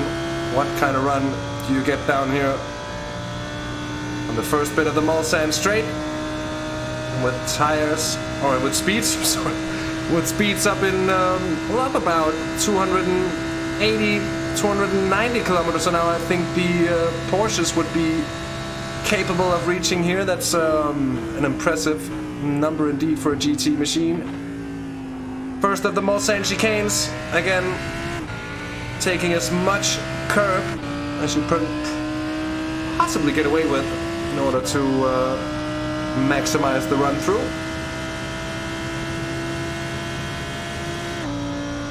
And then on this this part of the track, Edward, and especially in these slower cars, I was about to say, of course, slower than what usually races at Le Mans, you go straight for such a long time, and you can actually find your mind beginning to doze off, and just your thoughts are wandering away ever so slightly. Well, you better stay on it, because all of a sudden it's the braking zone, and if you miss it, well, you'll be going straight into the second chicane there through Unadier, the small kink, and then down towards the crest that was flattened somewhat at the end of the 1990s. Used to be a massive crest compared to what it is now, and then coming into the braking zone into Mulsanne corner. One of the slowest points on track, but not the slowest points indeed. Again, taking as much curb as you can get away with. These cars are much more compliant than a lot of the prototypes that usually race here at Le Mans. And on that particular area, the drivers might have a slight bit of an easier time. Right-hand kink under the Toyota banner tells you you're coming up to the first part of Indianapolis. Fast right-hand kink, take the curb there, and then heavy on the brakes into the left-hander. I've just noticed something, Hasse. If you listen out for Jorn's car, lifting and coasting quite a lot into these corners, so This is definitely a fuel-saving stint being done by Johan van den Akker to try and make it to the 2-hour mark. You can see it maybe as we get onto another lap or into another heavy braking zone. There's definitely a big amount of lift and coast going on. Yeah, indeed, lift and coasting is second nature here at the moment, because I think with the amount of fuel needed to do one lap, and often you find yourself able to do so without really losing a lot of time, and have the car being well settled, being a little earlier here through the Porsche curves, and running into traffic is Johan van den Akker, and not really able to do much about it either, is he? So having to wait, take a slow line through karting, and exit strongly.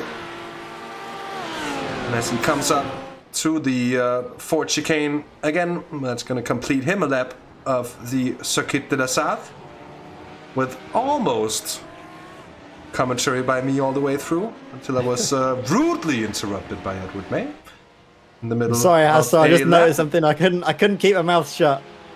You certainly could not. Another thing that I've noticed as well, Hasse, is that Henry Rave was actually in the chat telling us about the other TCRs going for the long stint, which she finds very interesting, as I think to both of us, Hasse, because like we mentioned, it thought it'd be a bit smarter to try and obviously take the shorter stints, lighter fuel, so the car is lighter for longer, therefore faster for longer. But Eric de Grave is maybe a bit intrigued as to what the other TCRs are doing. Good point indeed there. A good point. And let's be interesting to see just how it comes out. And meanwhile, I'm afraid we've had quite a bit of a problem out there, because this issue here for Mike Hoosens, and that is the Sim District TCR red machine. Oh, that is a very late braking move on the Desert Pit car. I don't think he was expecting it. And then what happens is he collects Kurt van Hoenacker, and van Hoenacker is certainly not having a good time in Indianapolis today. This is the second time in just a few minutes, basically, he finds himself in a spot of bother, and that's to say the very least. They got back and running again, but we have more issues for Hoosens here. And that is behind the... well, I was about to say the leading... oh, and look at that! Look at that, because it's the spin from Koen Klopman that we didn't see before. And that could very well indeed be race changing here, Edward. It definitely could there, as Koen Klopman. Oh, we just see this now on board with Mike Goosens coming into the second. More chicane, takes too much speed in, does Koen, and then loses the car. And Mike Goosens, well, arrives at the scene of the accident very quickly. And as he tries to turn out of it, turning too much of the wheel causes more understeer in the TCR car. And that just sends him straight on into the side of the Lamborghini. Gives damage both to his car and to Lambo of Koen Klopman. So the Simtag E-Team number 2 drops back even further. Now 17 seconds, the gap between first from second, as we have a replay of Gubby Clays. That was coming into Indianapolis. Just runs a little bit wide. Gets back on the circuit. Nothing too dramatic. Oftentimes, if you make a mistake at Indianapolis, it can go very wrong and you find yourself with lots of damage. So I think I was going to be glad that that was just a little bit of an off-track excursion, and then get back up and running again nice and safely. Look at the amount of traffic here for the drivers. I think that's pretty much every class of car we have in this race. Each of the 4, plus a little bit more indeed, in the shot at once. And that's Thomas Stockmans with a bit of a gnarly braking into a nice. Here's Robbie Janssens in the Total Plan car. He'll have to make his way through as well. And just to take you through the classes once more here now, we are coming towards the halfway point of this race. And when we do get to the halfway point of the race, before I say anything more, Koen Klopman has brought the car into the pits for repairs. And you wonder, it's probably going to be the fast repair and fuel coming in.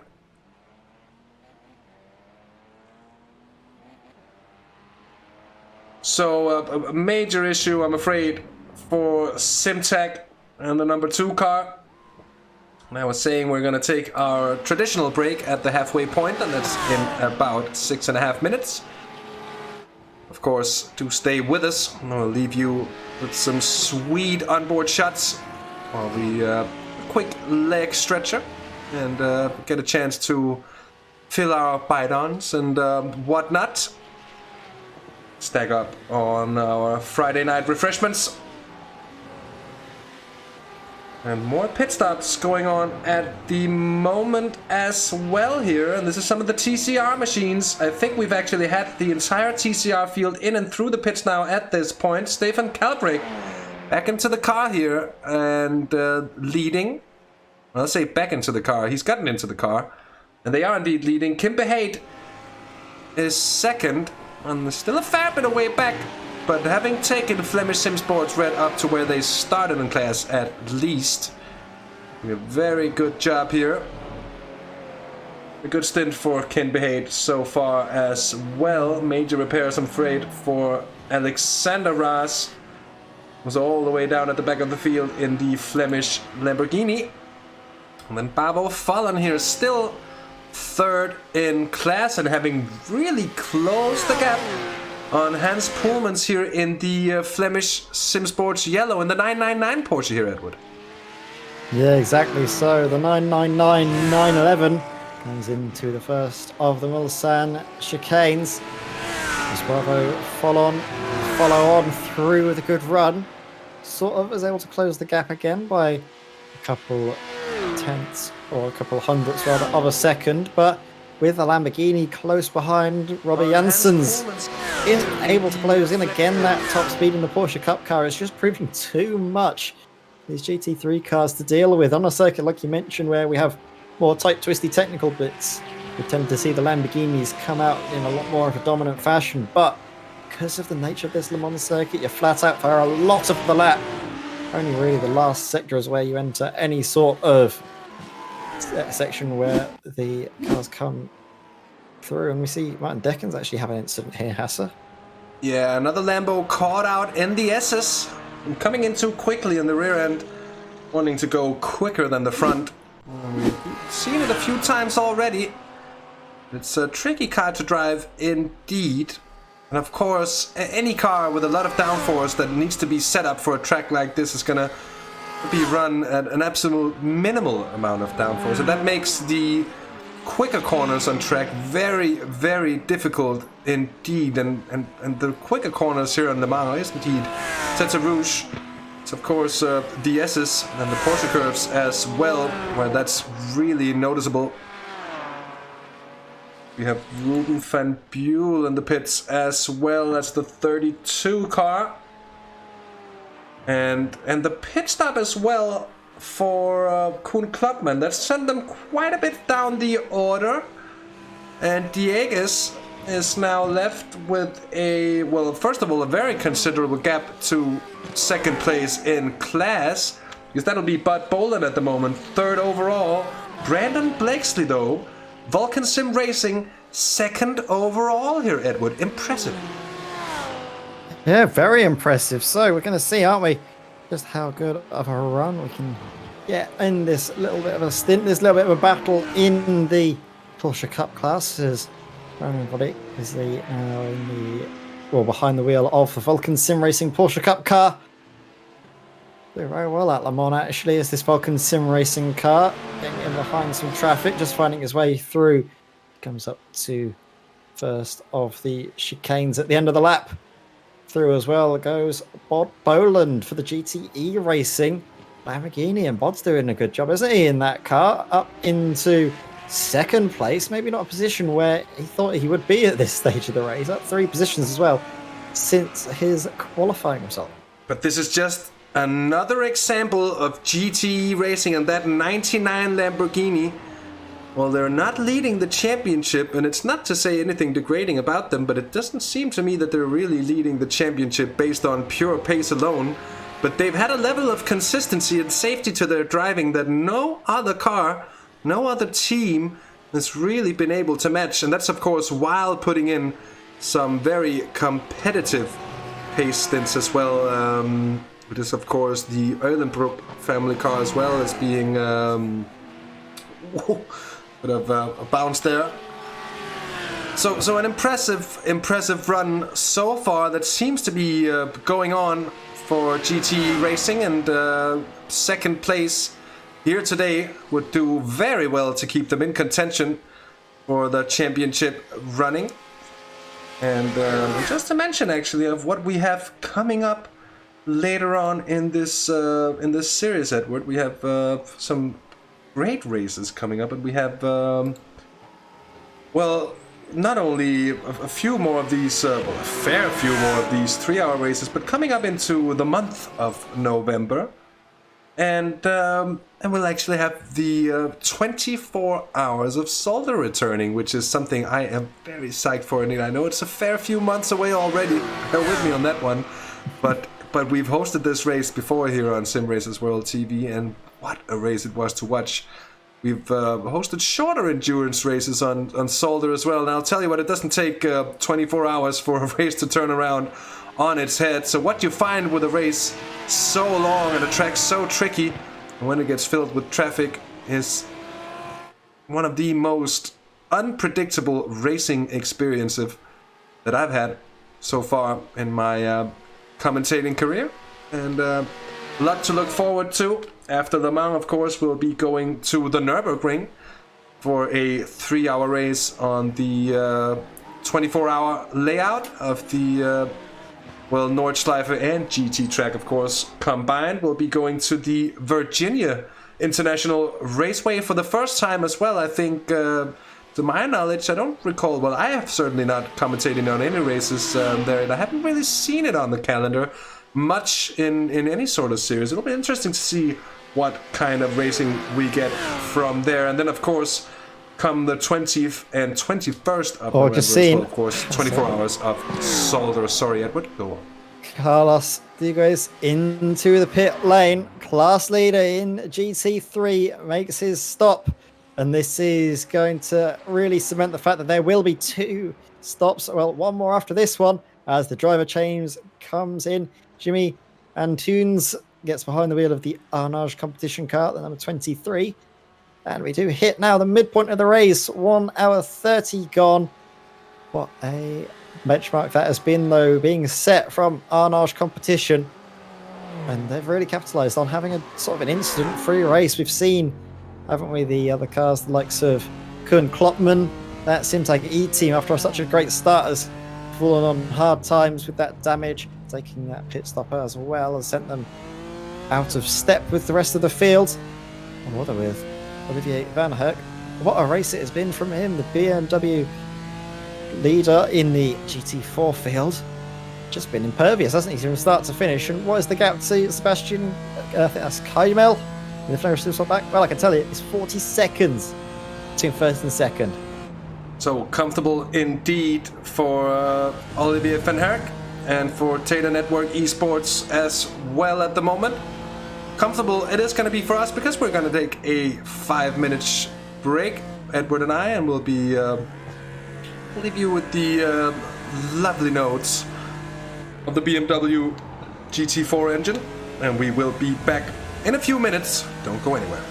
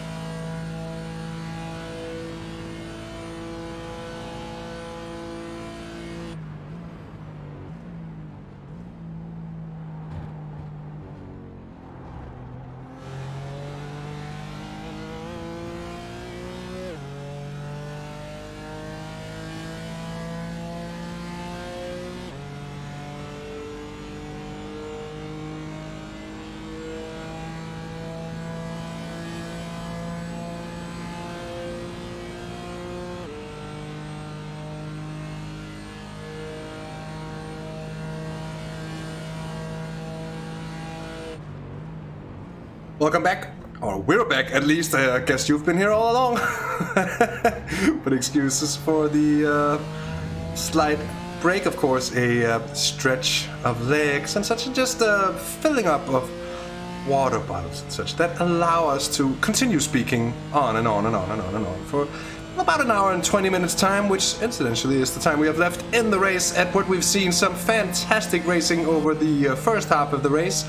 It's settled down now ever so slightly. Do you expect this to come back together for the final minutes here? I reckon so. We often see, don't we, in these endurance races that while it has a lull in the middle, it all kicks off at the end with all the different strategies coming to a head. They're all about similarly as fast. It's just about where you make up the time and where other drivers lose out. Some drivers lose out in the middle part of the stint with their strategy. Other drivers lose out right at the end with their strategy, but hopefully the track position will be enough to keep them there. So we'll see if, well, these two drivers up at the front, Jimmy Tunes and Brandon Blakesley, can hold on up at the front for their track positions, first and second overall, and first in class for the 23 and the 169 in the Lamborghini and Porsche Cup classes respectively. And then we come to a good little close tussle, don't we, between Abo Follon, who managed to get ahead of Hans Polmans during the break, and Kuhn Klopman as well, arriving on the scene for the Simtag E-Team. We into a nice shot, don't we, on the left front suspension. But you can also see from this angle the clear difference between the cars in a straight line. The Lamborghinis, even though they're in the slipstream, do struggle with keeping up to the Porsches. But then on the brakes, down the inside he goes. That's how they'll drive. That's how these cars make the lap time. Perfectly illustrated there, Hasse. A very nice move indeed from Kuhn Klopman here to grab position. And I might have said too much there, I think, because when we left, I think it was maybe to me just seeming like the race was indeed settling down ever so slightly. But as we see, it's very much not the case, actually. Still battles going on, and it's more or less across the field. But the both GT4s and TCRs, well, that's where the race is settled, more or less. And then between the Lamborghinis and Porsches, which has been mixing it for the entirety of the race here, we still have a lot of hot action going on here. But Boland has gone past on Brandon Blakesley. That's for second place overall, of course, in terms of class positions and of class points as well.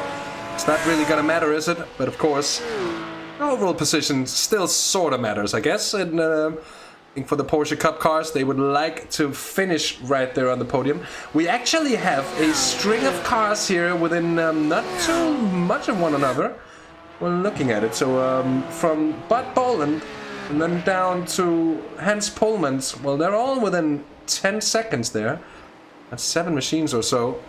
So plenty of action still happening, and if it's to come even further together than the final half hour or so when we get that far, well, first of all, I wouldn't be surprised. Second of all, I would be very excited to see the race unfold in that particular direction. And when I get excited, you better watch out. Things have a tendency to get wild. Edward, you'd know. I know, I do know. I've had many a time where my eardrums start to ring a little bit after some excellent on-track racing as Hasse goes off all. But that's why we love you, Hasse. Your passion really drives my passion, and then we become a bit of a nightmare when we're both in the comms box together. It's certainly a recipe for disaster, but also for brilliance as well. So good to be with you for another round of this Virtual Belcar. Like we mentioned earlier on in the broadcast, we were together for the 24 Hours of Zolder last time, and with, well, the next one up and coming, hopefully we'll be on together for that one as well. Indeed, hoping for it. And you know what, Edward, I wouldn't be surprised to see it actually happening as well. You're usually a man for the long stints when it comes to commentating these endurance events, and it's something very special with these longer races as well, because you get the chance and the time to really let the conversation wander about in a way that even with a race like this, we haven't really had time to delve into, you know, topics that are really, you know, besides the race, because there's been so much happening we've had our hands full, basically just covering what's been going on in front of our very eyes here.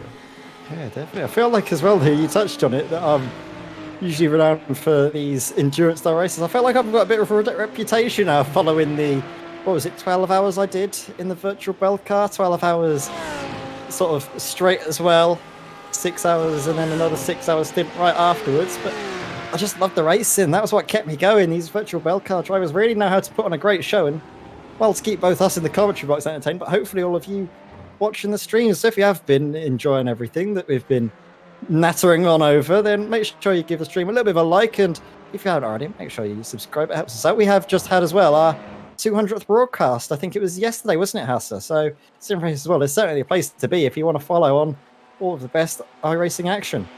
Yes, indeed. And that's going to be 200 broadcasts in, think about it, about, what I think, a year and a half or so, which means that, as you would know by now if you're, of course, a regular follower of this channel, that we do have a lot of action going on, and it's busy times. It's been busy times. We come into the summer holiday period, which I think for league racing in general tends to cool down as people go off on vacations and such, and something that a lot of people will have been looking forward to for a very, very long time indeed, as travel restrictions are getting lifted across Europe, and things are slowly, but it seems seemingly at least, returning to a state of normality that we're all, I think, very, very, very happy to see coming again here. Got a battle for third place, actually, in the GT. Oh, look at that! I thought it was Kimber Haight. Kimber Haight with something that looked like a handbrake turn to me. Not quite sure it was that. If it was, kudos to Kimber Haight. But you could basically hear what he did as he had the rear end sliding out. Is what you want to do in the TCRs is basically just plant the throttle to the floor and hope for the best. And it saved his behind in that situation indeed. Well done by Kimber Haight to keep the car out of the wall, because it's a critical place to have a problem there. I imagine those sorts of moments in a TCR car is a bit like if you have a dog and you've got them on sort of, like a smooth floor, and they try and scramble along, you see the front paws just go and go and go. That's basically what the TCR car does with its front tyres. They try and scramble and scramble and scramble to pick up the grip, and then eventually the car gets going in the right direction. But I just think it's a little bit comical if you imagine the cars like that, just struggling to get going. Eventually you get it sorted, but like you said, it helps keep the cars nice and stable and manages to bring the rear back in line with the front. And what it brings to mind all sorts of cartoonish images of legs spinning, nothing happening, a cloud of dust being kicked up, and off goes the Roadrunner. Brilliant stuff indeed. Just to run you through the standings in the different classes, top threes if you will, it's Jimmy and Tunis and Anaj competition leading GTE Racing. And JWS Motorsports, that's of course Bud Boland behind the wheel for GTE Racing, and Jorn van den Akker third in BLC1 at the moment. And then we've got Brandon Blakesley for Vulcan Sim Racing P-Cup leading in BLC2 ahead of Pavel Fallen and Hans Poelmans. Those two still within striking distance of one another. In BLC3, it's still Olivier van Herk and the Data Network Esports leading from Sebastian Keimel for Flemish Sim Sports Black and Marnix de Wit for Greenleaf Racing. And in the TCR, Stefan Kalbrecht, leads for Sim District TCR Green by BMS Esports. From Kimber Haight in the Flemish Sim Sport Red Machine ahead of Lawrence Klootz for CCTS Esports Belcar. So, and with that said, plenty of action on track as well. As you see these sort of congested zones that happen to appear and then dissolve again. But when you get caught up in one of these, patches of traffic, it can be such a difficult thing to deal with and a very stressful thing for drivers. Of course, as we've mentioned upon earlier, Le Mans, one of the easier places because of the immense straight lengths, of course. A lot of drivers will have been doing the 6 hours of Watkins Glen iRacing special event recently, of course. That's with the IMSA car class combination, so GTE, GT3 and the LMP2s. Did it myself as well, and had quite something of a race actually. Managed to finish in second place with my good friend and teammate. When we had a bit of a fight up on our hands, had a bit of a problem in turn 1 with the netcode. Ended up in the tire barrier with no damage, so on we went. And through a very few good middle stints, and then running into a bit of problems later on in the race, again only to recover and finish 9 seconds off the leaders after 6 hours. But that was certainly chaotic, that was certainly hard to deal with in terms of traffic, and that feeling that it just kept on coming at you. It would never stop.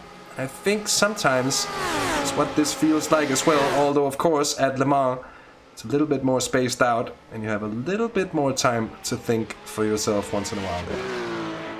Yeah, a little bit of time. Not a lot, but just a little bit more than you'd expect on certain other circuits. So obviously gather your thoughts and try and figure out what the plan of action is going to be, and well, what is going to be the plan of action for the car in 5th in the class of the Lamborghinis. Koen Klopman, after such a good start, down the order, 6th overall, 5th in class, currently behind as well, leader of the Porsche Cups of, that is Brandon Blakesley, Vulcan Sim Racing Porsche Cup.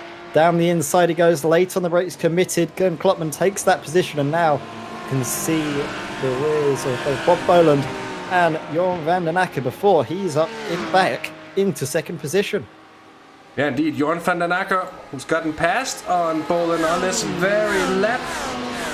So, wondering if something happened there. We're gonna have a second look here. No, regular old overtake, I was about to say, which is, of course, very good to see coming into the first Mulsanne chicane. We have a question from Koen van Ginkel. How is Totalplan Racing doing? Well, they were in our shot for quite some time. They are right on the tail of Bud Boland's GTE racing machine here, as you can see. 4th place for Robert Janssens at the moment, but very much with the podium in sight. Look at the string of cars here. 2nd, 3rd, 4th, 5th, 6th overall, all separated by no more than a few seconds. And that's after almost 2 hours of racing, Edward. And the last minutes here has gone by quite quickly, and coming in towards the final hour of racing here. And we've got a round of pit stops coming up in not too long as well. Of course, a few of these cars will have had pit stops, untimely pit stops, that would have put them off strategy somewhat. But as you mentioned upon, I think for at least 1 or 2 of those teams, that mightn't be so bad in the end as well. And we'll see just how it all ends up. Something that's very, very hard to predict upon, or to really try and figure out, basically, until it all becomes clear in the final minutes of the race. Yeah, it's definitely, we don't really know exactly how it's all going to shape up. We'll expect some of these drivers to take their pit stops either this lap or the next. Most of these drivers, I think all of them actually came in last time for the most previous pit stop, I think just before the 1 hour mark. But they carry on for the moment. They've probably all been able to slipstream off of one another, so the fuel could be certainly a factor in being saved here. But Jorn van den Akker does get the best drive out of all of them and tries to lead the rest in his wake. Bob Boland, very poor exit coming out of the final corner, and that leaves him open for an attack, doesn't he? As I think Robbie Janssens gets through for the Total Plan Racing car. Koen van Ginkel asking how they were doing. Well, they're up into P3 now on the podium.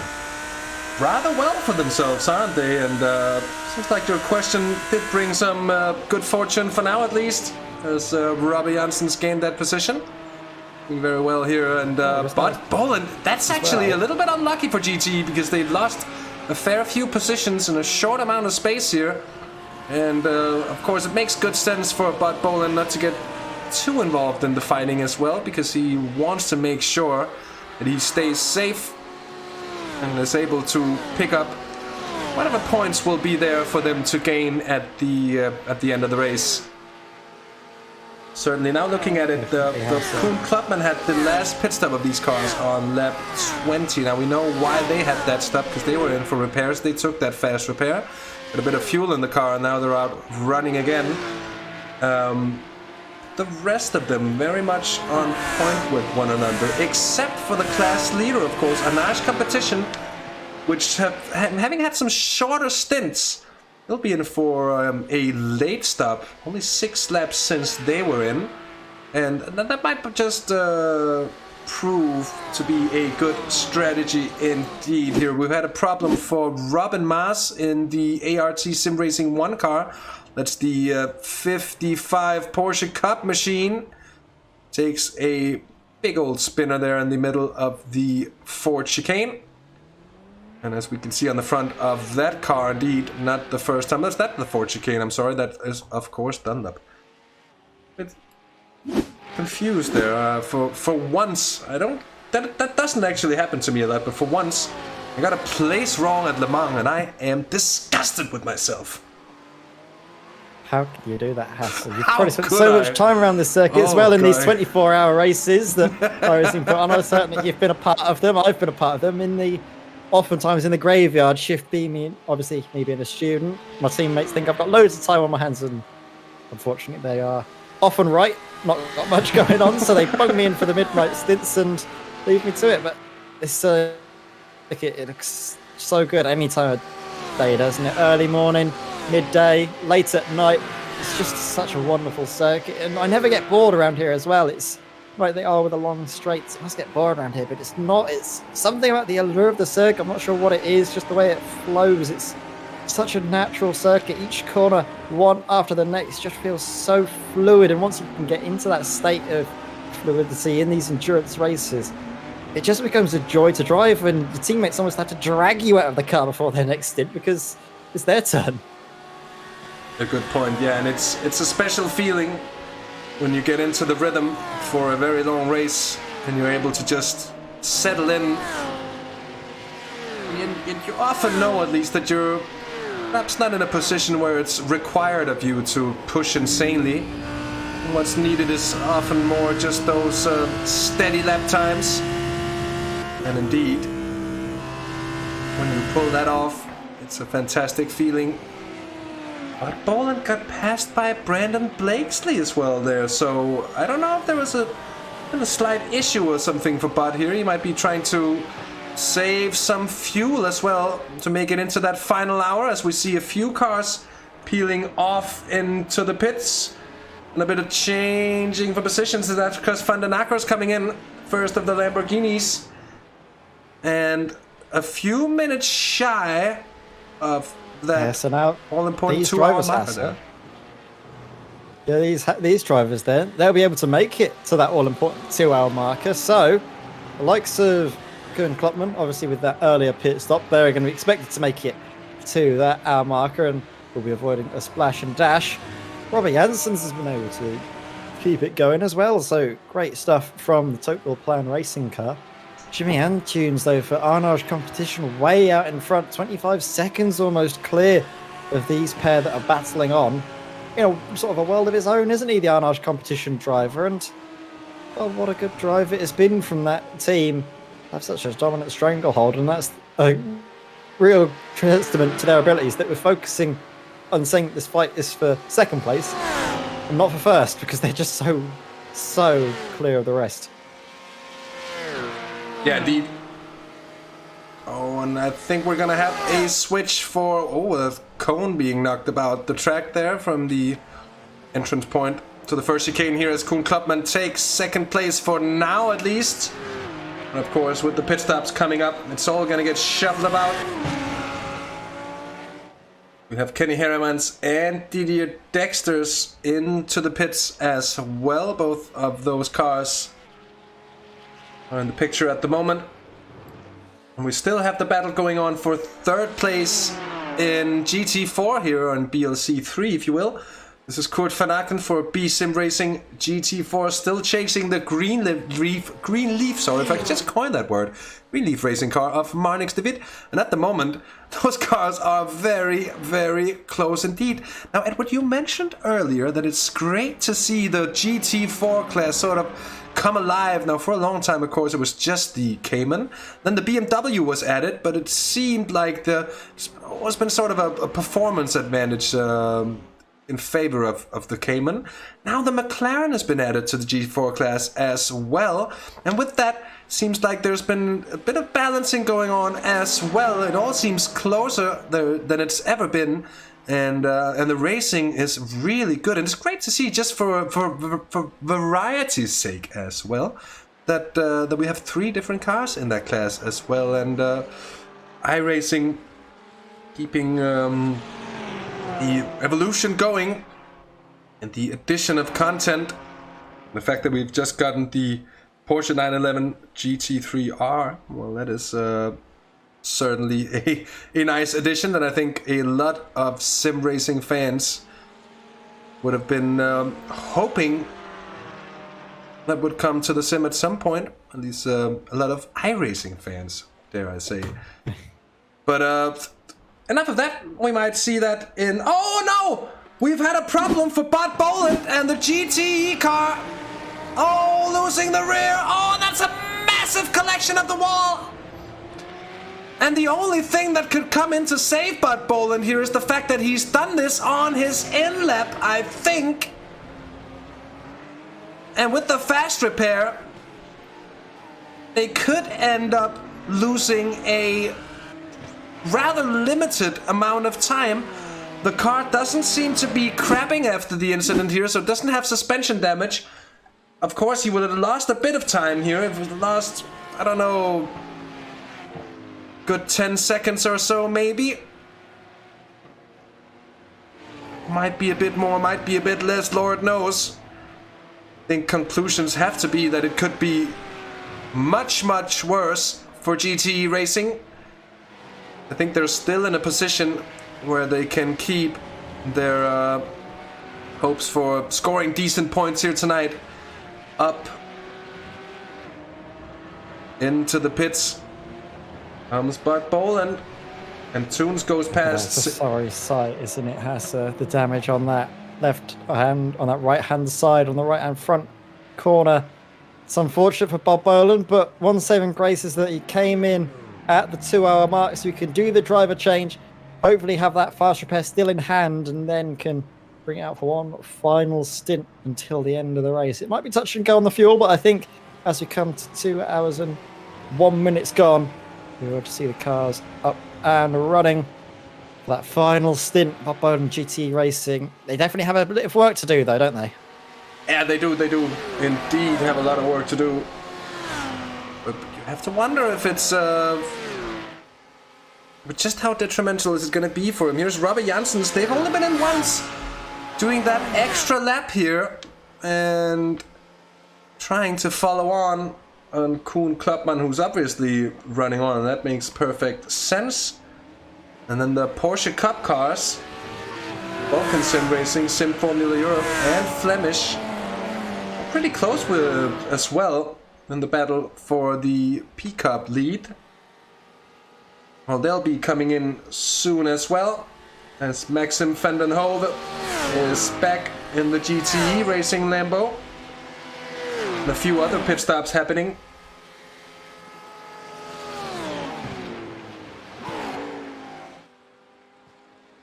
As we see Kurt van Aken having grabbed third place, but look at the distance between the two, and I don't think it's going to hold on for long.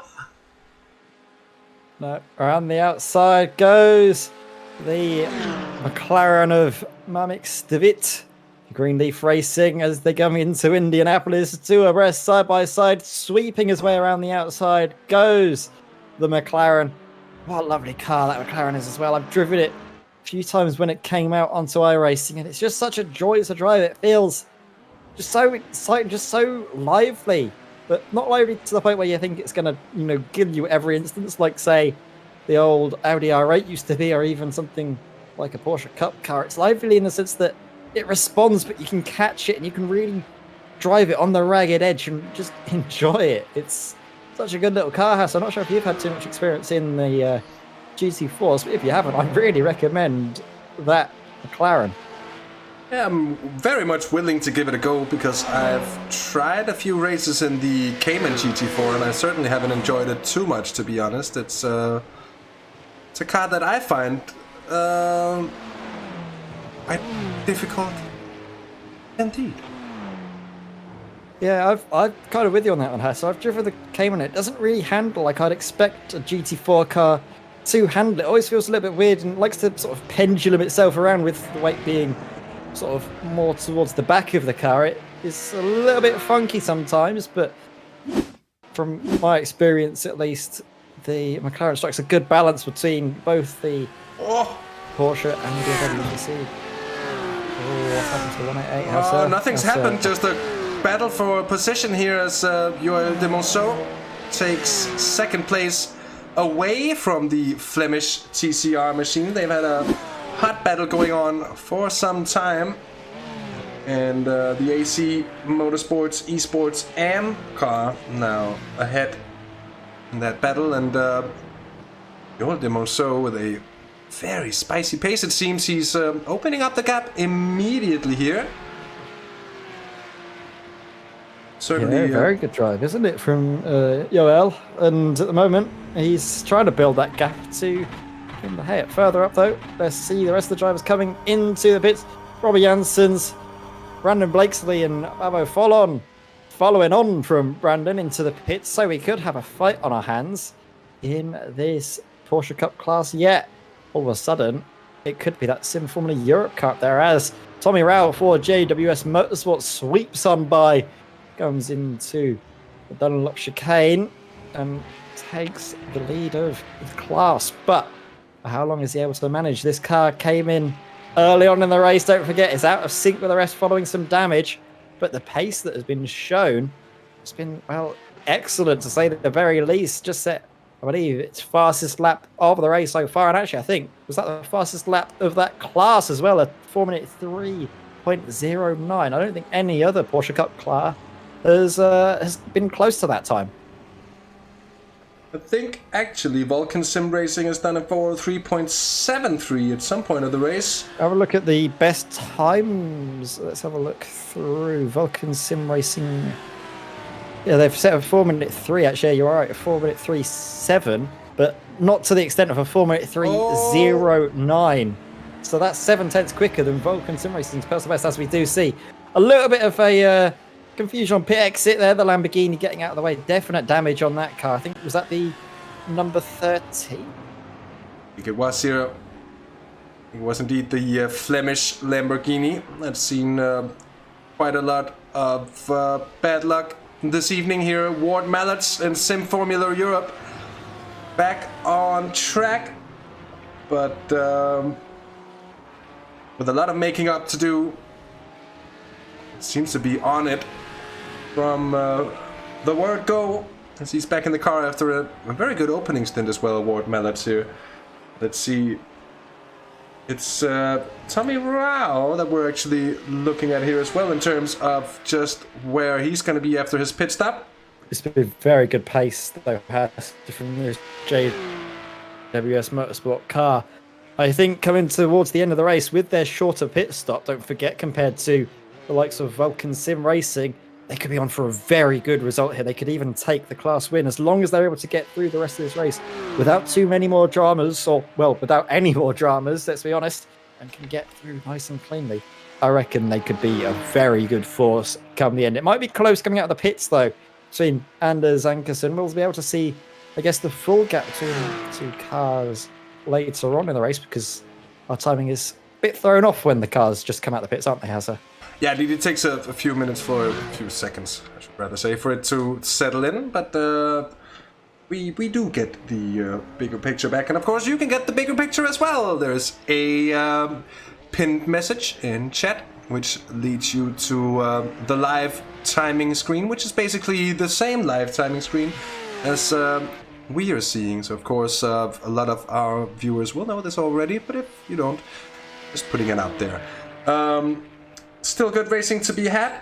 Well, let's see when the end of this pit round is upon us. And looking down through the field, I actually don't think we'll have too many cars needing pit stops. Olivier Bultink had their pit stop relatively early on, it seems, and of course he's back in the car now for the final stint. And it's been a brilliant drive for Sim District TCR Green so far, of course by BMS Esports. And Jeremy Hassel's been a problem for the 65 Lambo. Bit of an excursion at the first Mulsanne chicane. And then Ricardo Mikalevsky, I'm afraid, has had a problem as well. And that's the 55 Porsche again. But just about manages not to collect the wall there at the SS, which is certainly something that he's going to be quite happy about now. Tommy Rao and JWS in the pits. And let's just see where we expect them to come out. Now, they might take advantage from the fact that there's only 50 minutes left to race here. And that goes for anyone having to pit later here, that they'll, of course, have to put in shorter stops because there's a shorter duration left to race in there. Yeah, so what will we be seeing here? Where is Anders Ankersen as well for that Vulcan sim racing car? How far back are they down the road? Will we be seeing Ludwig Kuster coming out in front? Let's have a look. So where is... I can see them actually just coming out of the final chicane now. Ludwig Kuster's not gotten going, so I think we're going to see Anders Ankersen come on by back into the lead of the Porsche Cup class as Anders Ankersen finally gets up into the lead, and Ludwig Kuster still stationary, not able to get running. So then it comes to Christoph Reis. Is he going to come out in second? It could be close into the Dunlop chicane, but I think Christoph Reis is just going to have the advantage. Yes, he does. Sweeps around the outside and into the Dunlop chicane into second place, but with Ludwig Kuster definitely in his rearview mirrors, this could be a titanic battle for second place in the Porsche Cup class to see. Indeed, very good stuff here. Great, they come out so close to one another. What we love to see. And hello, Ethan. That is so nice of you. Of course, an old friend of mine and a long-time viewer of my old channel, Half the Race Gone, where I used to do a lot of broadcasting from the world of Gran Turismo Sport back in the days. It was obviously, well, not obviously, but that was before I got on the PC side of sim racing. And as such, I think once you go iRacing, you kind of don't want to go back, do you? Yeah, definitely. It's going to be brilliant to see Hasse. Brilliant indeed. But like I said, great to see all the support as well, like you were mentioning in the YouTube chat. Ethan Dean, really loving you, Hasse, giving you all the praise. Make sure that your head doesn't explode too much and that you can your feet firmly on the ground. But all joking aside, what an excellent evening that we've seen, Hasse. Some great fighting all throughout the field, and I think it's now finally starting slowly but surely to come to a head. We can see Christoph Reis leading this two-car battle for second place. Ludwig Kuster in behind, though, coming on with probably, I'm not sure if they have fresh tyres on board. They might be, and if so, it's going to be a very quick Ludwig Kuster right behind.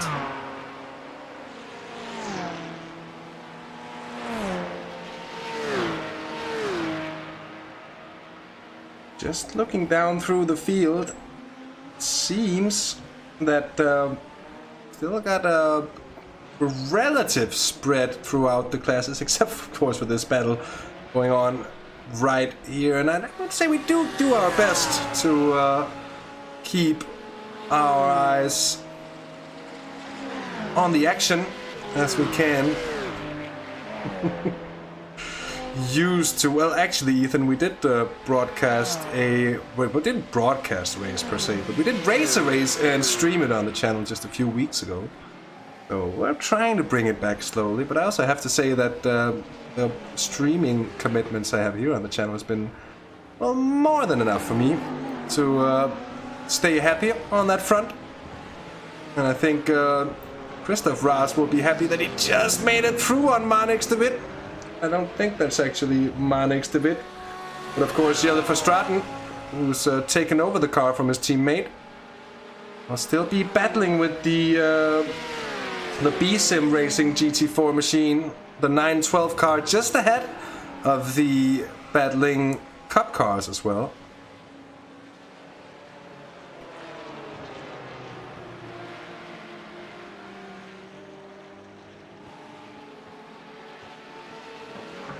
Trying. Oh, and that's a very aggressive move there from Christoph Raas, I'm afraid. And well done to Loic Lamolle for being able to actually get out of the way of that one, Christoph Raas.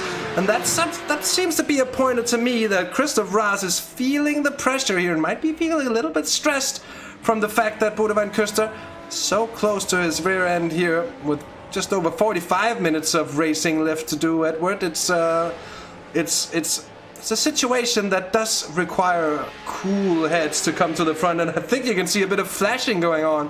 Do you reckon that's to tell him that, hey, that was dumb, or do you reckon it's a way of trying to psych him even more here?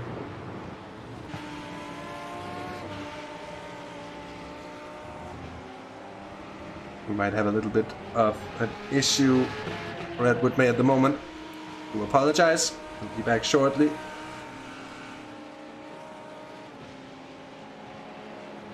I was just about to answer my own question, but I don't really know, actually, to be honest. It could have been a bit of both. Sometimes flashing is a language that only drivers currently driving in the situation they're in can understand, and sometimes it's even a language that no one understands in situations, and it can be a little bit frustrating. Kuster here is in a good position. He's got a great run on Christoph Raas. You just have to wonder. He's going to try and get the job done. Down into the first chicane here. He is on the bumper of the 999 machine. He breaks out. And he's on the inside. Not a lot of overlap there, and they go in side by side. Oh, that could all but go wrong, and it didn't. Somehow they stay on there. But that was hugely close indeed. And very hard defending here from Christoph Raas, who certainly doesn't want to give up anything at this point. Be a little early to go into this mode.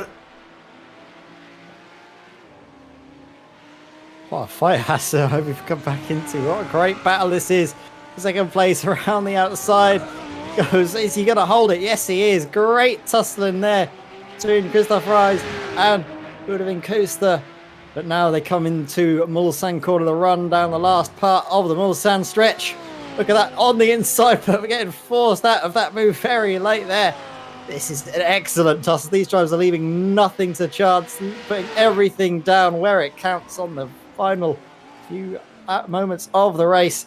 Boudewijn Kuster sweeps it around the outside. They go into Mulsanne corner, but then he's going to be vulnerable down this sort of straight. I think it's called the golf stretch before you come into Indianapolis and Arnage, as we see the fastest lap of the race so far being set by Jimmy Antunes in Arnage competition, 4:0. But enough of that. Let's keep watching this, because again, too wide they go on the run into Indianapolis.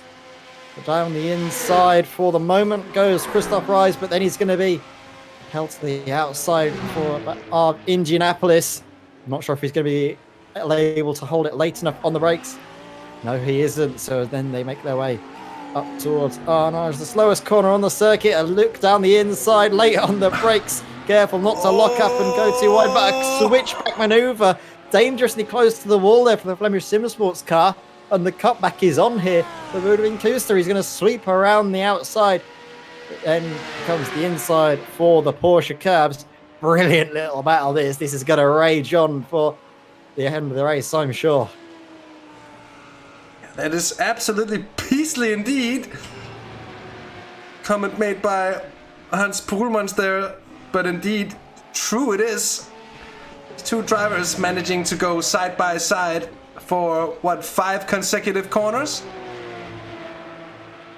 And Boudewijn Kuster, I think, coming out on top, at least for now. And we'll see if Christoph Raas can get back on the 31 machine here. The JWS Motorsports Porsche Cup car, stricken by bad luck. Early in the race, came in, took the fast repair, and they've just kept their heads down ever since. The bouncing through the final chicane. And across the finish line again, and that will not be impressive lap times after the amount of battling we've seen there. One thing they should notice, it's that Ward Mallets is just 20 seconds down on these two, so if they battle too hard for too long, well, they could see another car coming up from behind and joining this one indeed. So now it seems though like Brezan Autoparts is able to slowly but surely increase his advantage on Christoph Raas. And that's of course gonna settle things down. It's perfect line there through Tête Rouge. It's not easy to do. So easy to take too much the inside on the apex or too much on the outside there when exiting the corner. Easy to pick up a penalty.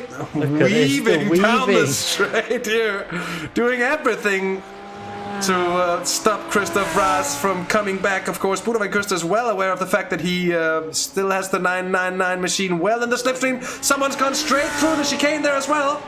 And we've had a few problems. I think that's Ronnie Heyman. Ronnie Heyman as well. Yes, it is. It says Alexander Raas on screen. I'm not quite sure. I think that was Alexander Raas, I believe, behind of that car. The Flemish Sport white number 13. And we've had another problem. Oh, that's Pink Panther Racing again. And Rudy Jetten, who has collected the wall. And oh! One of the TCRs setting the Pink Panther Racing flying and literally almost over the wall, landing atop it. That's going to be big repairs indeed. It was indeed Alexander Raas before. So Ronnie Heyman, I think, was the TCR driver indeed for CCTS Esports Belcar, as he's also collected. And that has to be damage. And to the engine as well, I'm afraid, of his Audi.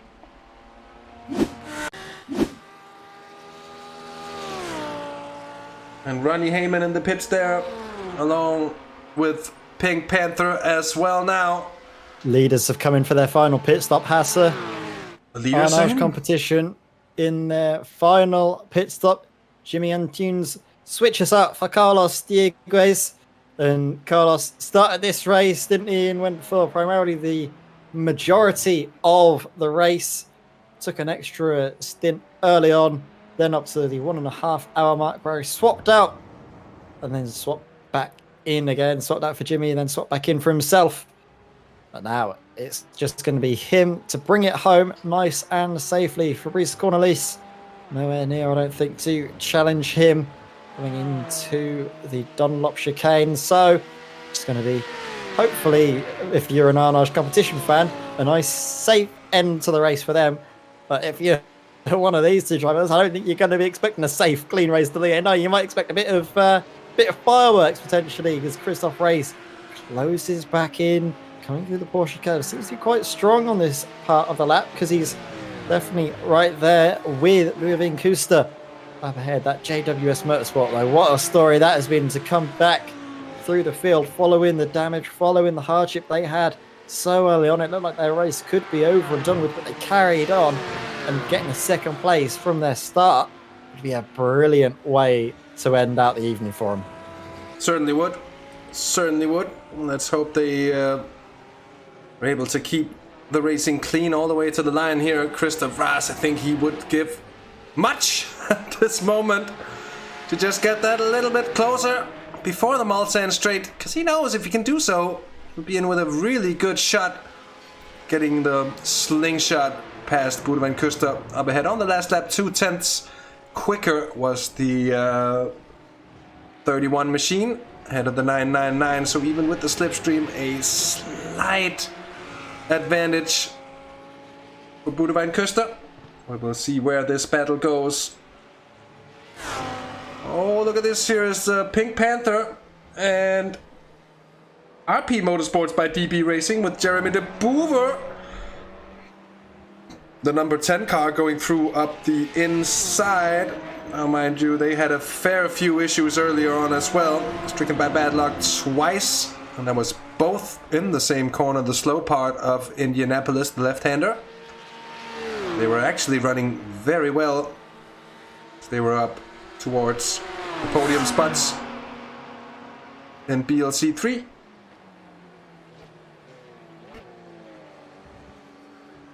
And class leaders coming to display there. Diegues for Anarch Competition leading BLC 1. It's Anders Agassen for Vulcan Sim Racing P-Cup leading BLC 2. It's Thomas Stockman's back in the Data Network Esports BMW leading BLC 3. And then Robin van Trott leading in the BLC 4 TCR machines. And by... I was just about to say by a comfortable margin, but it's actually come together by quite a lot here. The Sim District TCR orange car. And I think that's the only one that still needs to do a pit stop as well. And that's gonna...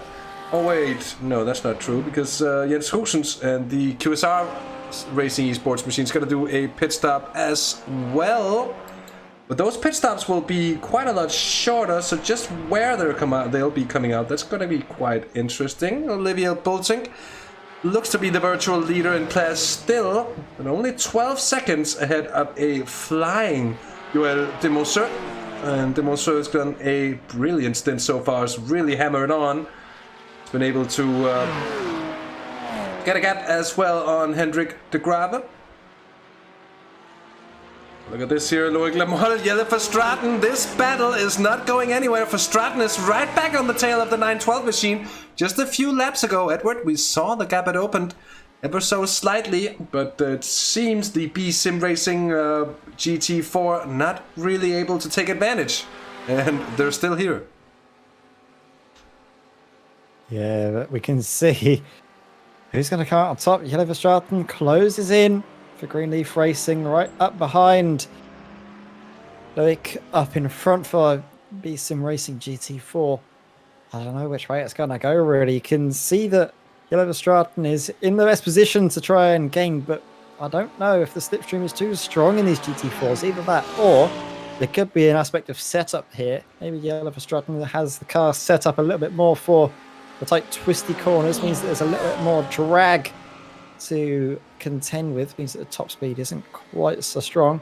Closes in a little bit coming into Indianapolis, but again, not too much. But then also going to be aware of the fact that there is a Lamborghini closing in. Might be smarter just to let him through early on and then worry about passing him at a later date. And this fight is carrying on as well. A little bit cagey though, I think, between Christoph Reis and Ludwig Kuster as they come into the chicanes. Look at this, Christoph fighting the wheel, left, right. The car's trying to break ends on him, trying to snap around, but he's fighting it brilliantly, keeping control right on the ragged edge on corner entry. But all of that time where he's struggling to get control, Ludwig Kuster had a much better run. He's built that gap back out. 8 tenths as they made their way up to the line, closes down to 7 while they come into the braking zone of the Dunlop chicane. Closing in nicely as well. Does Christoph Reis gets a good run through here, but then the exit is strong from Ludwig Kuster, so it's ebbing and flowing this battle all the way through. I think just looking after the car more than anything is Christoph, and then might look for a charge right at the end. Oh, a little bit of a wide run there from Ludwig Kuster, and that might open him up to attack. I think the difference... Ludwig is so strong with Tetra Rouge, Hasse. Yeah, yes, we saw that on the last lap as well, as he got a spot-on perfect line through there. It's 7 tenths as they come on to it. He's gained a tenth already, and that'll only go quicker and quicker as the speed advantage increases for Christoph Reis. Sitting there in the slipstream. Not close enough, obviously, to go for the move just yet.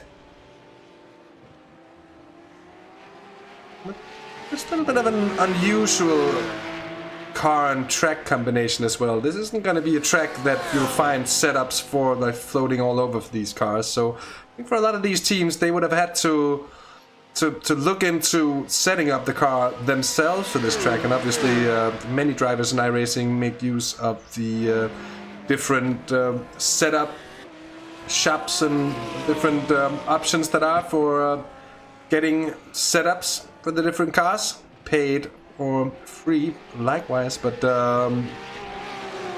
indeed it eases, at least for a lot of drivers, the you can say the effort needed to be competitive in a race. I think there goes a lot of effort into fine-tuning your own setup for a track like this and a car like this to be competitive.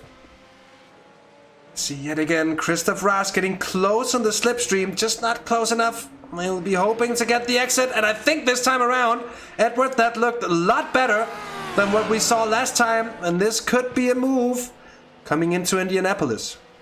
Yeah, 3.5 tenths. It's coming down every single second that Christoph Raas spends in the slipstream on the run into Indianapolis. He could look for a move around the outside to then get a run down the inside. Christoph could see it, but then lifts out of it. Being very careful, and this is what we were talking about earlier, wasn't it, Hasse, that Christoph Raas, I think he's just trying to look after the race at the moment, doesn't want to risk it too much, instead wants to go for the move right at the end and try and leave Ludwig Kuster with no time to really have a response. That would be my thinking, at least. A good point. A good point indeed. As Ruben van Buell is into the pits again, and yelling for Stratton, still on the tail of Loic Lamar. So that's another battle that could very well go all the way to the line. The GTE racing machine, 7th in class, with Maxime van den Hove behind the wheel here. So I wonder what happened to them along the way here. Of course, with the pit stop, and they did lose time because of their incident earlier on. Doesn't seem like they've had any further problems, but finding themselves a bit way off here as... Oh, look at this, very, very close! On the ends... Whoa! Boudewijn Kuster's fallen victim to some kind of move here in a very improbable place. And that's second place to the 999 Porsche of Christoph Raas, and we'll have another look at that as soon as we know that there isn't a comeback move coming up from Boudewijn Kuster immediately. That's an impressive place to get it done. Let's see what happened here, Edward. So we can see Christoph Raas down the inside. That was going out of the karting S's, and then just slots up, doesn't he, into second place. So Christoph Raas gets the move done, but you can be sure that Ludwig Kuster is going to have an answer before the race is done. In fact, look at how close he is coming out of the downhill S's following the Dunlop chicane. They're coming into Tetra Rouge. This is where Ludwig Kuster is so strong. And again, it looks quite good from him. Not as strong, actually, as Christoph Raas. He does get the better acceleration out of the corner, but because of how close Ludwig Kuster is, be sure that there's going to be a move going into the next Mulsanne corner, as long as Ludwig Kuster doesn't lift out and go to save the fuel. But no, pulls alongside and is going to be a battle of the brakes. In fact, actually, I think Christoph Raas realizes that he won't win that out and lifts out of the throttle. Well, just have a look throughout the Porsche curves. This is just what happened, because I want to see how he managed to pull that overtake off. It seemed to be making something from absolutely nothing here. You see the traffic up ahead, and is that going to be the deciding factor here? As you see Kuster, oh, Kuster has contact. Oh, and then he comes on the exit of the corner. Incredible indeed. And that nothing more happened between Boudewijn Kuster and that TCR machine as they touched in the Porsche curves. Oh my word, very close indeed. Now Boudewijn Kuster back ahead into the second Mulsanne chicane. But what also that helps Christoph Raas make sure that he stays in contention. If you can just nestle him his way in front every now and then, well, you're obviously going to be making sure that Boudewijn Kuster isn't running away with anything here. And the only one in the Porsche Cups at the moment who's running away with anything is Anders Ankersen, because he loves to see the two drivers behind him battle like this. He's sitting on a 17-second advantage down to the two drivers here, so a relatively comfortable situation for Vulcan Sim Racing P Cup. They've done a brilliant race so far. Same goes for an Arch competition. Carlos Dieguez leading from Fabrice Cornelis. What an Great comeback it's been from them to be on the podium steps as well. Matthias Mars for JWS Motorsports, who we haven't seen much about here in the final bits and bobs of the race, but they've done well to regain podium places. Cedric Wouters is 4th in class in BLC 1. Got McFall 5th at the moment. Kenny Harriman 6th in class, and then Maxime Vandenhove for GTE Racing. Just have to wonder where they lost that amount of time, Edward. Yeah, you really do. It's something that we can't see really in terms of time streams. Nothing tends to tell us where all that time has suddenly gone, but we can say it's been an excellent drive from Matthias Mars for JWS Motorsport up into the podium places, up 6 from the start of the race. But another great drive that we've seen this evening has been from Scott McFall. I was saying that he's up 28 places from the beginning of the race into 5th in class, which is great as Matthias Mars comes into the pit lane for his final time this race. I think there's only another 10 minutes to go before the drivers have to make their final stops if they're due one, because you have to make it before the final 15 minutes, if I'm right, Hasse. Indeed you are. Well remembered here as Christoph Raas figures he needs to get past that TCR in order to stay on the tail of Boudewijn Kuster. Indeed he does. And Kuster goes all the way to the inside to defend it. Look at Christoph Raas. He wants the good run here to make this corner that little bit less sharp. See if he can carry the speed in towards Dunlop and the braking zone. This is going to be a dangerous one without the ABS.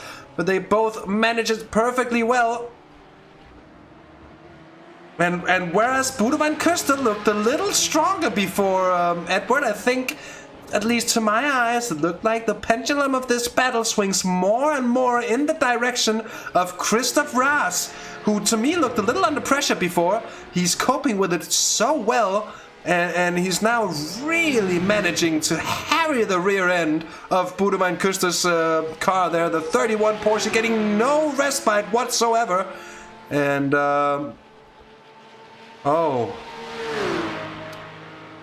just how is this gonna end? Much too close for me to call, and still 25 minutes remaining here. I don't think, even if you're a betting man, you probably wouldn't want to put money on this, would you? You'd have no idea which way it's gonna go. You'd be hedging your bets right until the checkered flag drops. Boudewijn Kuster then staying in 2nd place for the moment, but Christoph Raas, what a drive he's been doing so far to catch up and to keep this battle close with the JWS Motorsport car. It's going to be going right down till the end, that is for certain. Using the middle of the circuit though, again trying to get that extra little bit of kilometers an hour before coming into the 2nd Mulsanne chicane. I don't think Christoph Raas is going for the move just yet, slotting in behind, staying firmly in 3rd place for the moment. Like you mentioned, it's been very hard to call which way this is going, but you can also see fighting here as Holmes tries to close in toward Mallertz. But then I think there's also a fight in the TCR with James Holman. Indeed, Niels de Kuiper. Niels de Kuiper. Side by side they are, and that's a dangerous place to be if they decide to stick it through. James Holman goes ahead for Vulcan Sim Racing TCR, 5th in class at the moment here. And I think that is indeed a position gained for James Holman.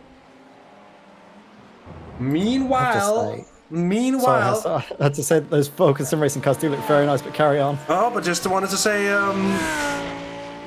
meanwhile, this battle in BLC 3 still very much going on as Loic Lamal manages to hold off Jelle Verstraeten.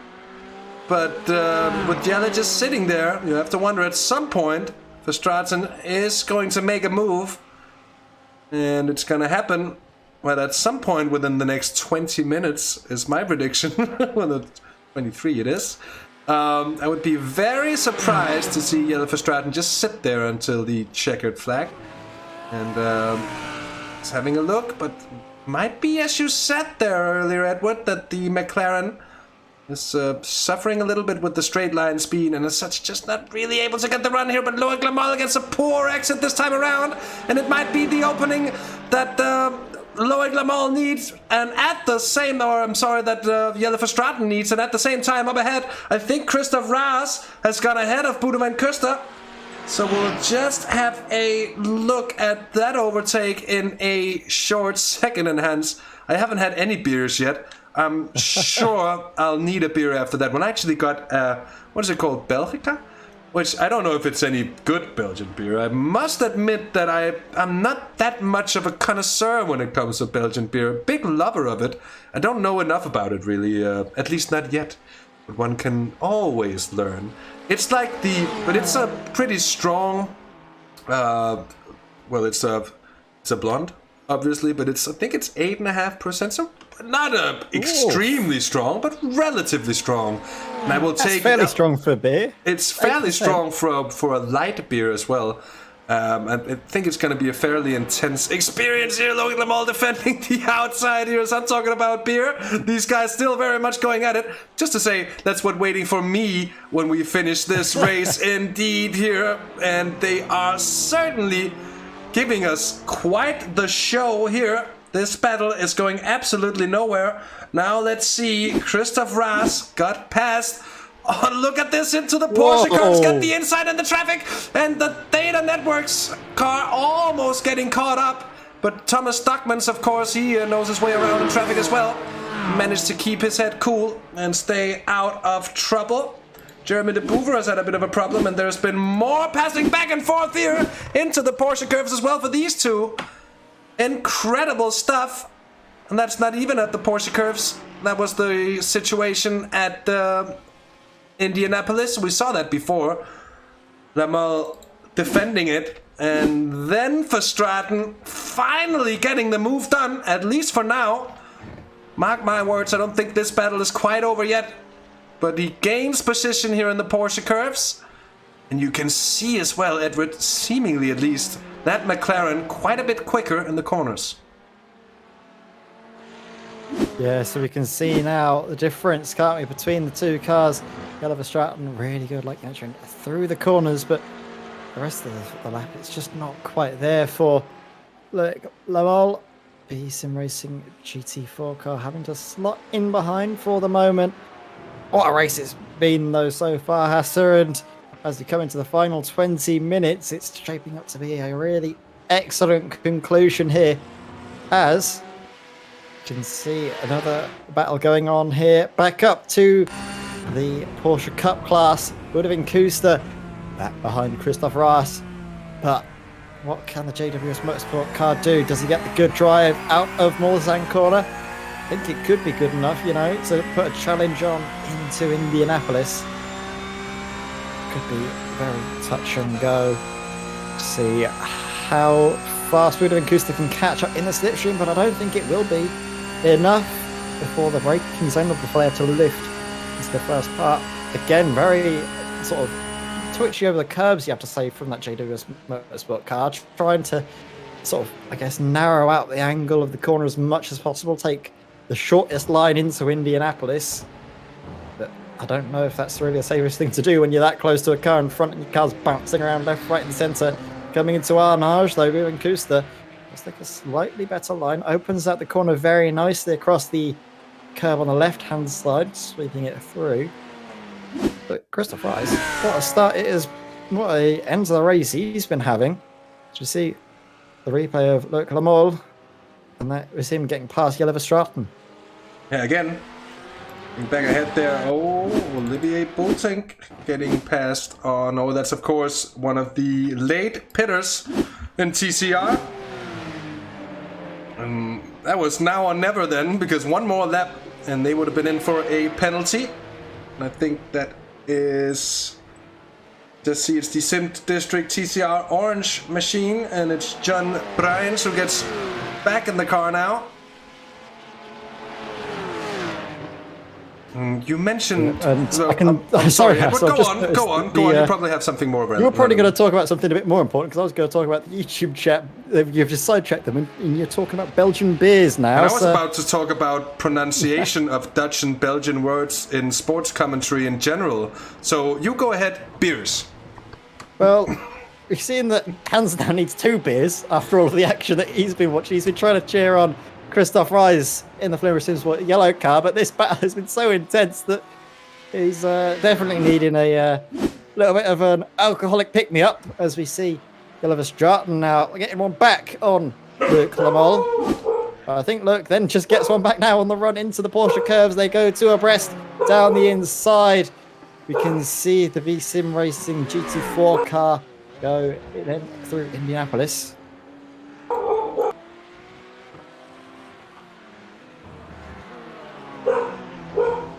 Dankjewel. Yeah, we can follow them all.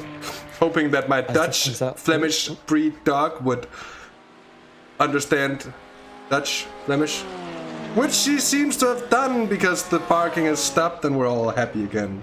My apologies on behalf of Stella. I actually bought myself a webcam not too long ago. I think we're just trying to figure out just how to set it up to be able to maybe even use it in broadcasting figures as well. But I've thought about what's his name, the Twitch streamer, American. He has a dog on his streams, iRacing streamer. Why don't I remember his name? He's quite big.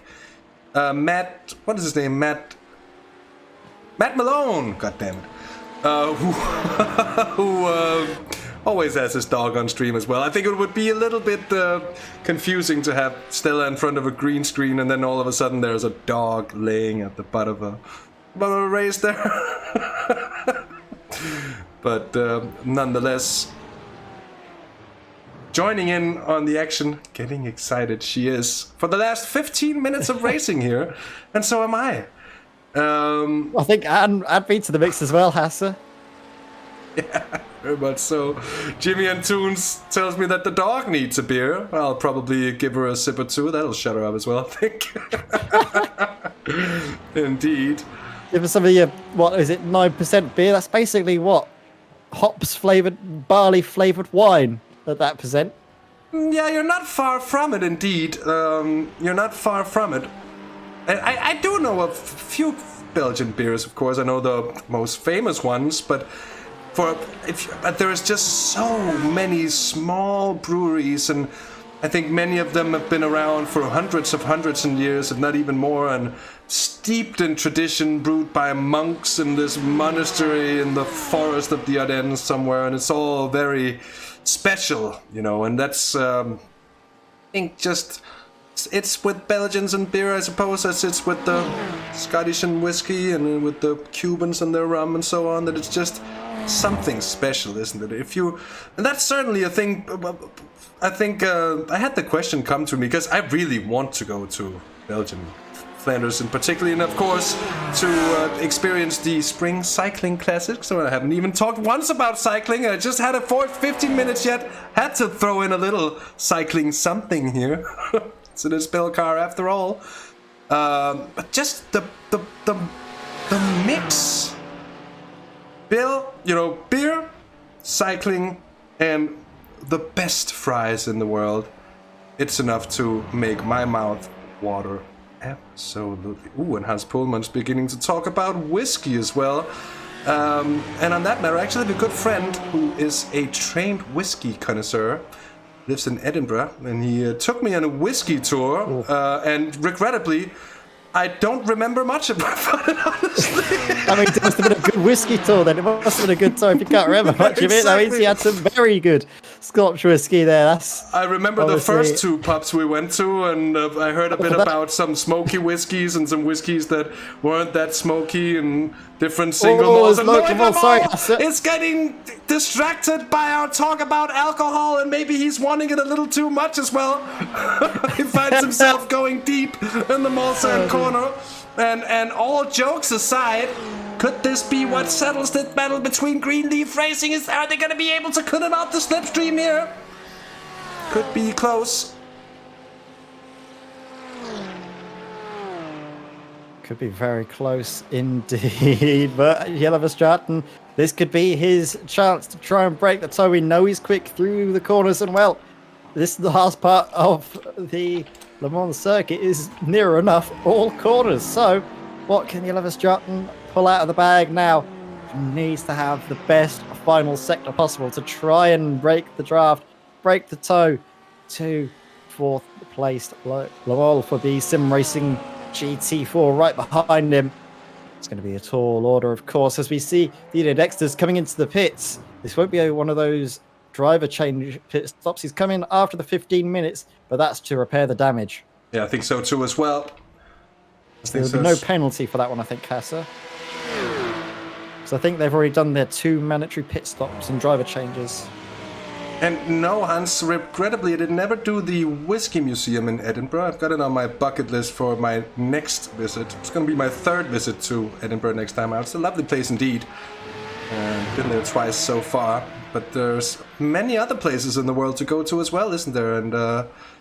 And I have to say that Belgium and Flanders in the Holy Week of cycling, that's very high on my bucket list indeed. Now back to the racing, because it's 12 minutes to go, and look at this. Christoph Raas going to defend it very, very hard, squeezing Boudewijn Kuster towards the outside. Kuster then takes the lenient approach to that, goes out of it, and then gets a great run for the next bit of straight here. And I'd be very surprised if Christoph Raas is able to hold this position all the way down the straight here. I don't think he's going to be, but he could squeeze Boudewijn Kuster in towards the traffic, and you've seen these things happen before. I wouldn't be surprised to see it again here, because they're gonna make it just about at the end of the corner, and look at this! Indeed! Whoa! Indeed he does! And that GT4 car is having to be very careful. Oh, poor GT4 machine indeed on the inside there. Oh, wow. Hectic. I believe that was Peter Lemkins just trying to get out of the way for RP Motorsport. If he caught in the middle of that fight, I don't think he wanted to be there. You can see how far to the left-hand side of the circuit he was going through Indianapolis, trying to let them through, but the battle was raging on around him. He was just trying to race his own race, bless his heart, but they managed to get through nice and safely. And look at this, around the outside, into the Porsche curves goes the 31. Is he able to hold it? No, he doesn't. The 999, 911 of Christoph Raas is able to keep his car just about where he needs to stay in front, and we come into the final 10 minutes. This race is still not over for these two. It's anyone's guess of who's going to come out on top. This is absolutely incredible racing. And I've just seen as well Hans in the chat saying he's proud of his teammate, and I'll tell you what, you can be proud of both these drivers can be proud of their race no matter the outcome, whether they finish 2nd, 3rd, or even if they have an incident and finish down in 4th, because that has been an absolute battle for the ages here for this 3rd round of the Virtual Belcar Championship here at Le Mans. Really one to remember. Incredible race indeed. We had one to remember last time out as well at Spa. Just goes to show the standards of this series, both in terms of driving standards, but also just in terms of the entertainment provided. It's absolutely fantastic. Here is Loic Le Mans. Finds himself just about 3 seconds off the back of Jelle Verstraeten now, so I think it's going to be, well, it's going to require some sort of mistake for Le Mans to come back into that fight. Otherwise, it's going to be 3rd place in the end for Jelle Verstraeten and the Greenleaf Racing team here. Christoph Raas still trying to hang on and doing all in his power to... this is as much a battle of wits, of courage, and of concentration as it's a battle of skill, because the cars are just so close, and the slipstreaming makes it damn near impossible to actually break the gap to the car behind. And as such, I think Boudewijn Kuster biding his time at the moment, knowing that he's within striking distance, and he has to do it at the right time. He has to make it count in order for... This is a really great fight. I just have to notice as well that Jelle Verstraeten has been able, I think, to break the toe to Loic Le Mans. That is for 2nd place. That's, I think, actually, no, 3rd place. And you can see that gap has extended now to 2.5 seconds. It was so, 3 like seconds I mentioned, before. That had to be... It was 3 seconds just a minute ago there, so I think... Ooh. But I gotta agree with you. It seems to me that Verstraeten is indeed increasing his gap as soon as the road starts to bend. And then the Cayman GT4 that little bit quicker in the straights. You'd expect the Porsche maybe to have worn its tires that little bit harder as well, and I think that could be what makes the difference. Of course, that's just my guess, but that could be making the difference here at the end of a relatively long stint for the GT4 machines as well. Here's Christoph Raas still ahead, but I think that's by choice and consent from Brezan Autoparts. And I said it before, I'm going to say it again. I think he knows that he needs to time this basically coming out of Arnage down towards the Porsche curves. You have the opportunity to try and break the toe. You'll be going for it though already into Indianapolis. And let's see what kind of moves Christoph Raas come up with here as they go side by side yet again. He goes very wide into the corner. They have to be careful this time around. Oh, and it ends in tears for Christoph Raas, the 999, and they'll be saying just about that as the car spins. Just about 6 minutes of racing left. And Christoph, oh my god. Because you could just see that coming from a few meters away, couldn't you, Edward? Yeah, he was forced out wide and then onto the dirty stuff there, trying to slow down. The track does not have the grip there. It's so hard to get it stopped in time. And then it might be a bump over the curb or a bump on the rear of the car in front. The 31 of Brezan Autoparts that sends around Christoph Raas. The only thing that we can be, I guess, somewhat glad of is that both of these cars weren't taken out of the race and that they also went on with minimal damage. It was actually a slight contact there on Christoph Raas's car, but I think from that point he was never going to get it stopped in time. Just trying to fight the car a little bit too much, a little bit too hard on the brakes as well. But what a shame the way that battle has ended out, because Christoph Raas, what a drive, hands in the chat. Sad face, but don't be sad because it's over. Smile because it happened. That was a brilliant race from start to finish. It's just a shame that the finish wasn't quite what Christoph was hoping. Still good points to be had as well for Flemish. It's going to be third in class.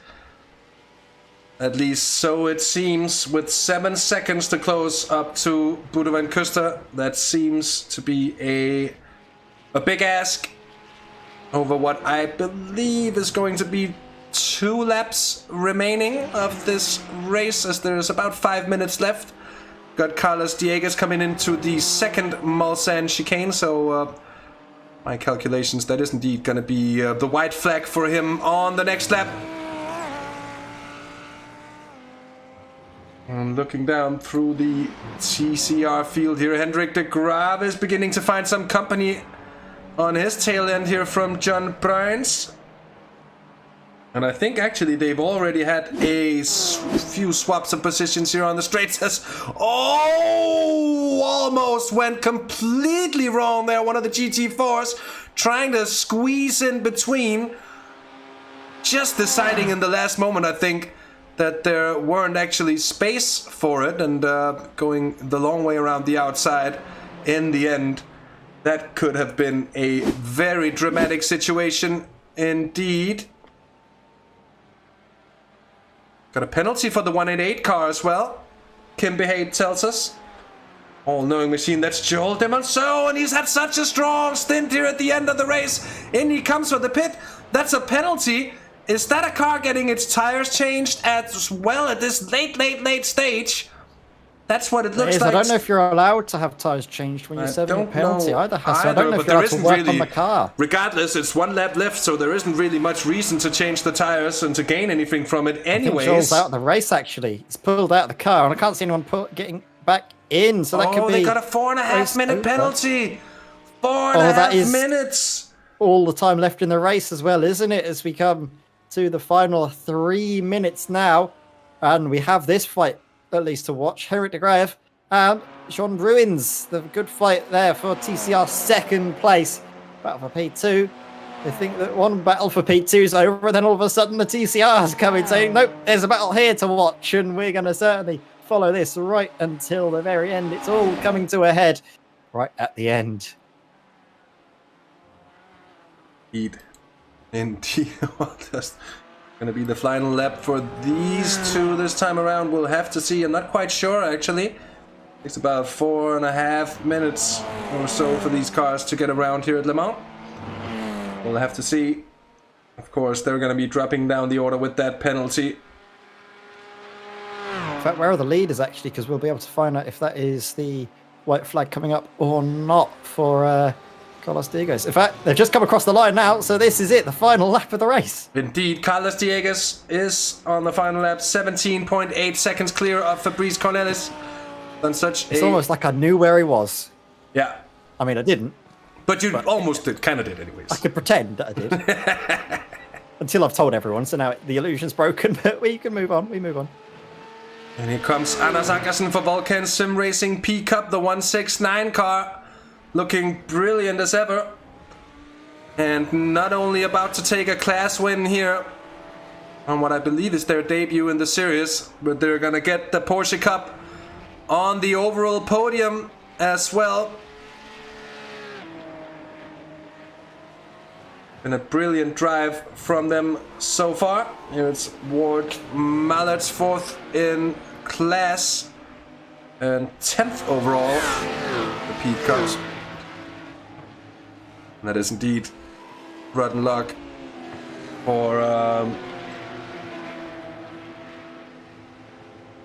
the AC Motorsports TCR machine, and it has to be said. And Verstraeten, for some reason, tells me Yellow Verstraeten is out. Oh, as we see other cars coming into the pit, now we see a couple of, I think, GT3s, Lamborghinis making their way into the pit lane. Scott McFall. And Kenny Heberman. So both of them, that was a fight for position of both of them coming into the pits right at the end. They've not been able to make it stick. So now it's going to be just the battle of the splashes and dashes and getting up and running as soon as they can. So of course they're allowed to do their pit stops now, but they're not allowed to do their tire or their driver changes, and that's see that very short pit stop indeed. Very quick.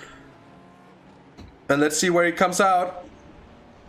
Heremans has yet to start. Oh, there's another car in the background there. That's Maxi van der Hove. Maxi van der Hove as well, yeah. So you could see, by the way, Van den Hove did have a long pit stop time, and that's where they lost the time for the damage, I'm afraid. And look at this jump, Bruins all the way at the top. Sorry, Edward, but the battle for second place is really heating up here as Hendrik de Graave finds himself with plenty of work to do. This is going to be the white flag lap for them as well. James Holman as well has arrived at the scene very quickly at the end of this race. It was initially a 2-car fight, and all of a sudden, James Holman says, I want a piece of this pie, thank you very much. And look at this right at the end of the race. I think these TCRs are probably going to be the final drivers to come across the line, because I think Carlos Dieguez is arriving at the Porsche curves just now. Look at this though. As they start their final lap, they're going to be going, or trying to go 3 wide into the Dunlop chicane. Edward, James Holman 3 seconds faster than the competitors on his last lap, and here he comes on the inside. I'm afraid there's going to be positions lost for the Flemish machine here as we go back to Dieguez. He's not quite there yet. So we'll just hop back to the TCRs. It's Bruins from de Graave and Holman at the moment. Let's see if Holman can get his nose in here down towards the S's. Great defending so far from Hendrik de Graave. And no openings, no chinks in the armor. It's done well so far here down towards Tete Rouge. And exiting the Porsche curves, Carlos Dieguez is going to bring the win. Class win, overall win for a nice competition. And it's the second consecutive race that the 23 car picks up the win, takes the checkered flag. It's been an absolutely brilliant performance from the two, strategically as well as on the track here, and they take it by, well, not more than a few seconds, but it's enough indeed. At the end, Simtag E-Team, the number 2 car of Fabrice Cornelis, takes second place. Lap as well. And a fastest lap, 4:00.79, flying pace here at the final bits of the race. And that actually takes away the fastest lap from Carlos Dieguez. So yes. I think there's an extra few bonus points the fastest lap, if I'm not mistaken, Hasse. So right at the end, clawing something back. Very much so, and here's Anders Ankersen for Vulcan Sim Racing, the 169 P-Cup machine, 3rd overall, and of course a class win for them as well, as they take the checkered flag. And it's been a flawless drive on their part as well. The Vulcan Sim Racing boys has really done a great job, and a well-deserved win. We'll see just where Thomas Stockmans is and the GT4s, and with that, we'll go straight back to this battle. Look at it, it's really heating up again. Oh, they're making contact. Oh, the effect on the final lap. Oh my word, we came to that at, well, perfect time to see exactly what was going to happen. The cars contacting one another. Very battered front for that Vulcan Sim Racing TCR car. I'm not sure if that's going to be able to stay ahead. We've seen the checkered flag is out there, and I cannot get the replay up because the race suddenly stopped recording the replays for some reason. And we'll see the battle going all the way to the line between those two for third place. After that crash happening is Holman on the outside, having picked up more damage. But look at the Sim District car going wide there on the outside of Mulsanne Corner. They might both have picked up damage here. Oh my word. And Hendrik de Grave is going to be there to pick up the pieces from that fight just when it looked like he was the one to get nothing from it, and he was going to have their podium place taken away on the final lap. And the two cars in front managed to take each other out. Very unfortunate stuff, though, isn't it, to see those two cars contact one another. We can see a few messages in the chat, and hopefully everyone keeps it out of the YouTube chat and deals with this post-race. It's obviously unfortunate to see it happening, but it'll be looked at this from the stewards, I'm sure. Looked at from the stewards, I'm sure, as we see something that doesn't need to be looked at from the stewards. This performance has been nothing short of amazing, has it? From the Theta Network esports car, Thomas Stockmans comes across the line to take the BLC 3 class victory. Stellar performance from start to finish there. Brilliant indeed. And Olivier Boltink for Sim District TCR Green takes the checkered flag here as well. And here comes Hendrik de Grave for second in TCR. It's still going to be Holman ahead of John Bruins. At least that's how it looks for the time being. There's the Pink Panther car in between, and that might be the saving grace of Holman, because he could face an attack from Bruins at the very last moment, but I don't think that's going to happen. However, that is Niels de Kuiper very much on the tail of it, and he could get a position here at the very end of it. And there's still points up for grabs here as Niels de Kuiper gets a very good run here. But is it good enough? We'll just have to see. It is not usually the place for overtakes down in the Fort Chicane. And that usually ends in tears as well. And I don't think there's going to be anything coming of this one as well. Oh, there is! And yeah, no possible way that could be left standing. Niels de Kuiper gives the position back. The gentlemanly thing to do. De Grave has done it. He's got into second place there. What a race. What a race, Edward. And I'm super glad you joined me on this one, because no way I would have had my voice last for 3 hours at this all by myself. I would have been... I would have been mute by now. Like I said, Hasse, I couldn't let you have all the fun to yourself. You had to share it around and let me into the commentary box, because from my memory, Virtual Belcar, they always put on a great show. And we've certainly seen that this evening at Le Mans as well, one of my most favourite circuits. So I could not jump in the comms box with you, but what a drive that was from our eventual race winners, Arnage competition. Excellent stuff from them, number 23, taking the race victory. They also put it on pole position, don't forget, so brilliant race from them. The strategy working to perfection ahead of the rest of the field, and most importantly, they had an incident-free race. While other drivers lost their heads, they kept their cool and came through to take the race victory. Well, absolutely so, and it's been brilliant. It's been 3 hours of fantastic racing, and here are the results from BLC 1. Arnage competition winning ahead of Simtag E-Team number 2. Total Plan Racing in third ahead of JWS Motorsports. Fourth, Sim District GT3 by BMS Vibe Esports, in fifth place.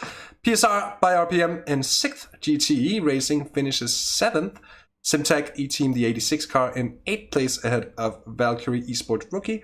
Dynamics MD Design, followed by Dynamics Racing Simulators in 11th, and Flemish Sim Sports Wide in 12th.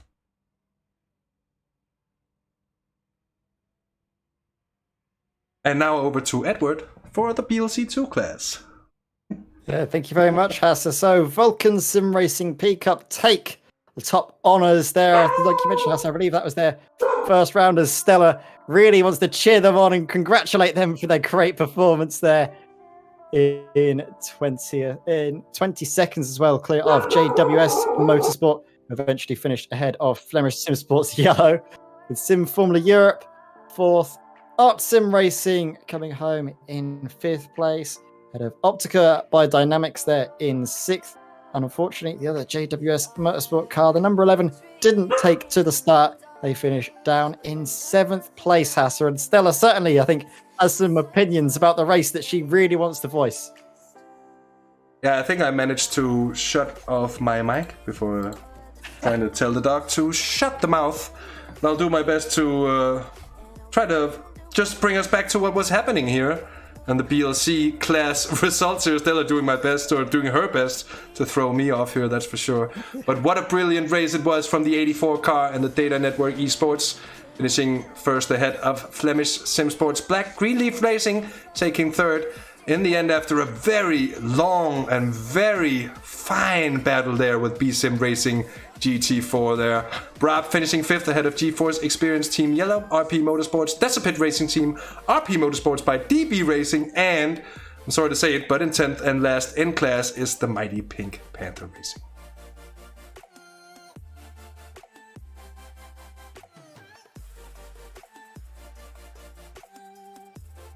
And then for BLC 4, it's Sim District TCR Green by BMS Esports ahead of Flemish Sim Sports Red.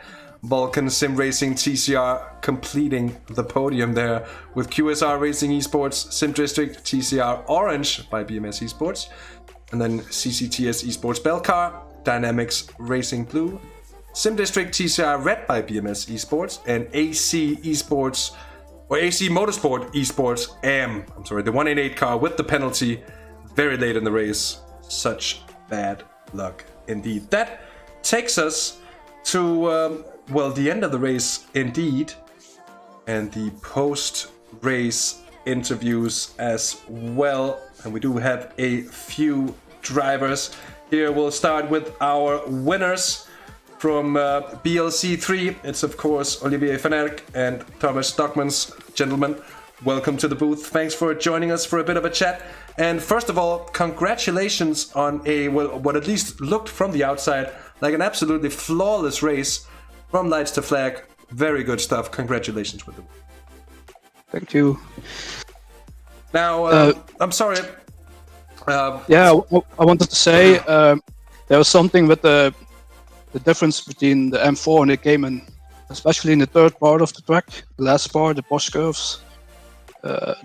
BMW is a lot quicker there. I don't know if the BOP is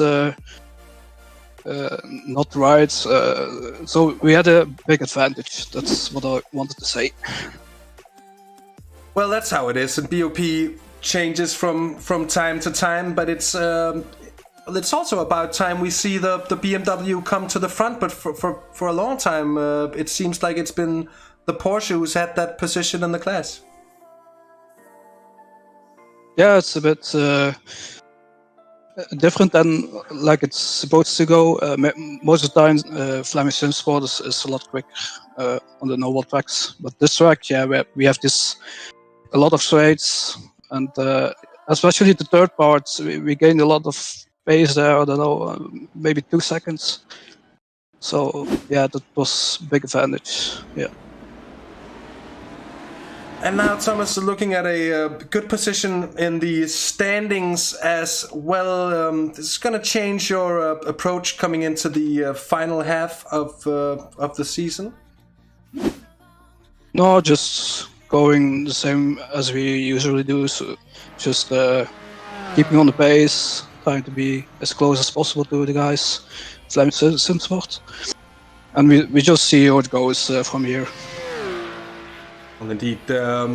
Before I let you off to celebrate the win, is there anyone you'd like to give a thanks or a shout out to while you're on the air here? Yeah, especially my teammate Olivier. Again, very brilliant,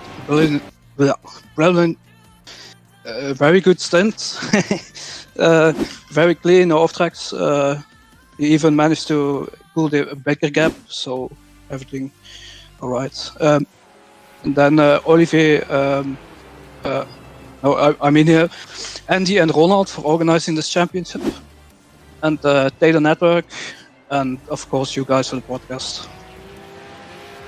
Indeed, thank you. Almost. Oh, as well? Yeah, go on, mate. So, so he wants to drive with me. So he's very quick, and I'm trying my best every time. It's not easy for me because he's so quick, but I'm just trying to keep the car on track and out of the incidents. And till now, it's perfectly done. So. Well, brilliant stuff, lads. I'm fighting a little bit with the replays here, and that's throwing me off. But anyways, thanks for joining me here in the booth for a post-race interview, and I hope to have the chance to speak to the both of you after our next race. Thank you. Thanks. Bye-bye. Bye.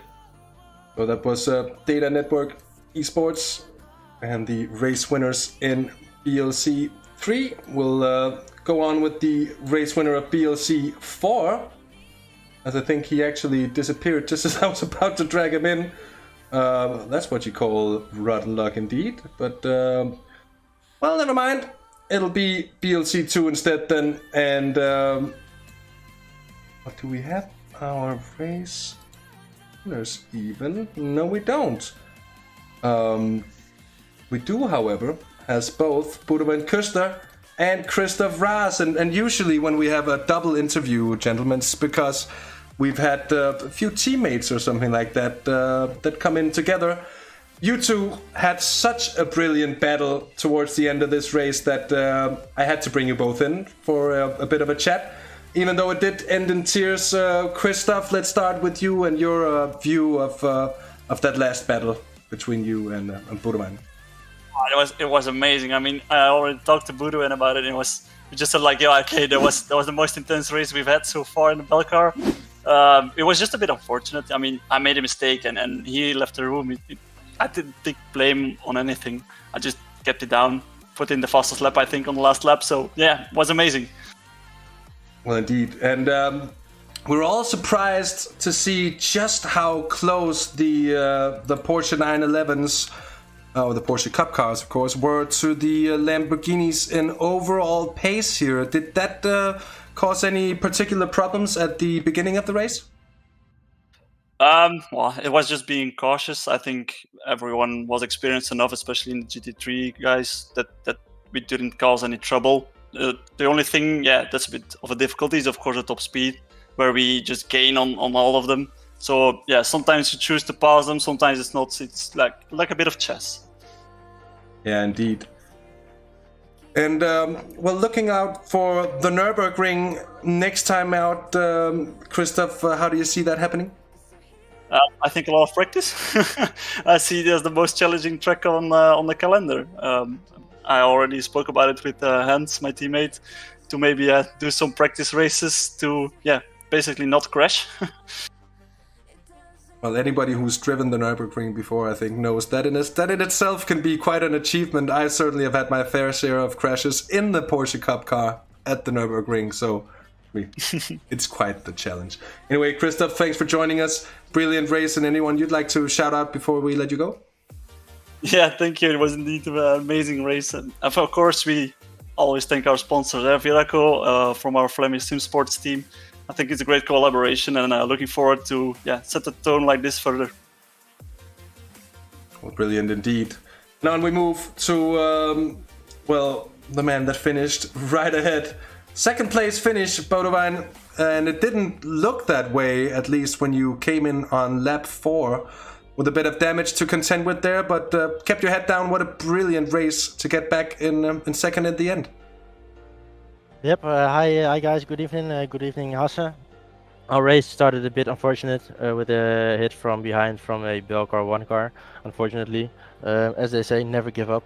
Head down, full throttle, and that's what we did. We had a lot of fun. We started from the back and dead last because we had to come in and use our quick repair.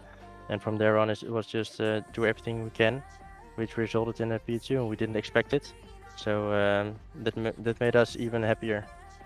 And if you could put a few words on what you felt when you had that slight bit of side contact at the penultimate lap with Christoph there after your fantastic battle. Yeah, it was a really nice battle. I had to be very clever because it's very hard to drive away. In the corners, I noticed I was a bit quicker, but at the straights, he just could keep up with me because of the toe. So I had to do everything I could and get him out of the rhythm. And yep, then it came out to a battle where I tried to leave him all the space I could, and I think I did. But unfortunately, it's racing and things like this happen. And sometimes you win, sometimes you lose. And today we did not win because we are P2, but in some kind we won, and we are very happy. I want to thank Tommy, my teammate, for his excellent drive. The team behind us, and yeah, thanks for tonight, guys. Brilliant stuff. And just the last question, Nürburgring next time out, is that a track that makes you feel happy at heart, or does it put a bit of a frown on your face thinking about what's to come for the next race? Yeah, Nordschleife is usually always the track I want to practice first. So it's a track I enormously look forward to, and looking forward to see what we can do and race there, because it's the most challenging track of all, I think. So that's going to be an interesting race. Indeed it is. And thank you for joining us here in the booth for post-race talk, Bodovan. And before we let you go, is there anyone you'd like to thank or shout out while you're on the air? Yeah, I want to thank you guys for the stream. As always, great stream, lots of action, great commentary.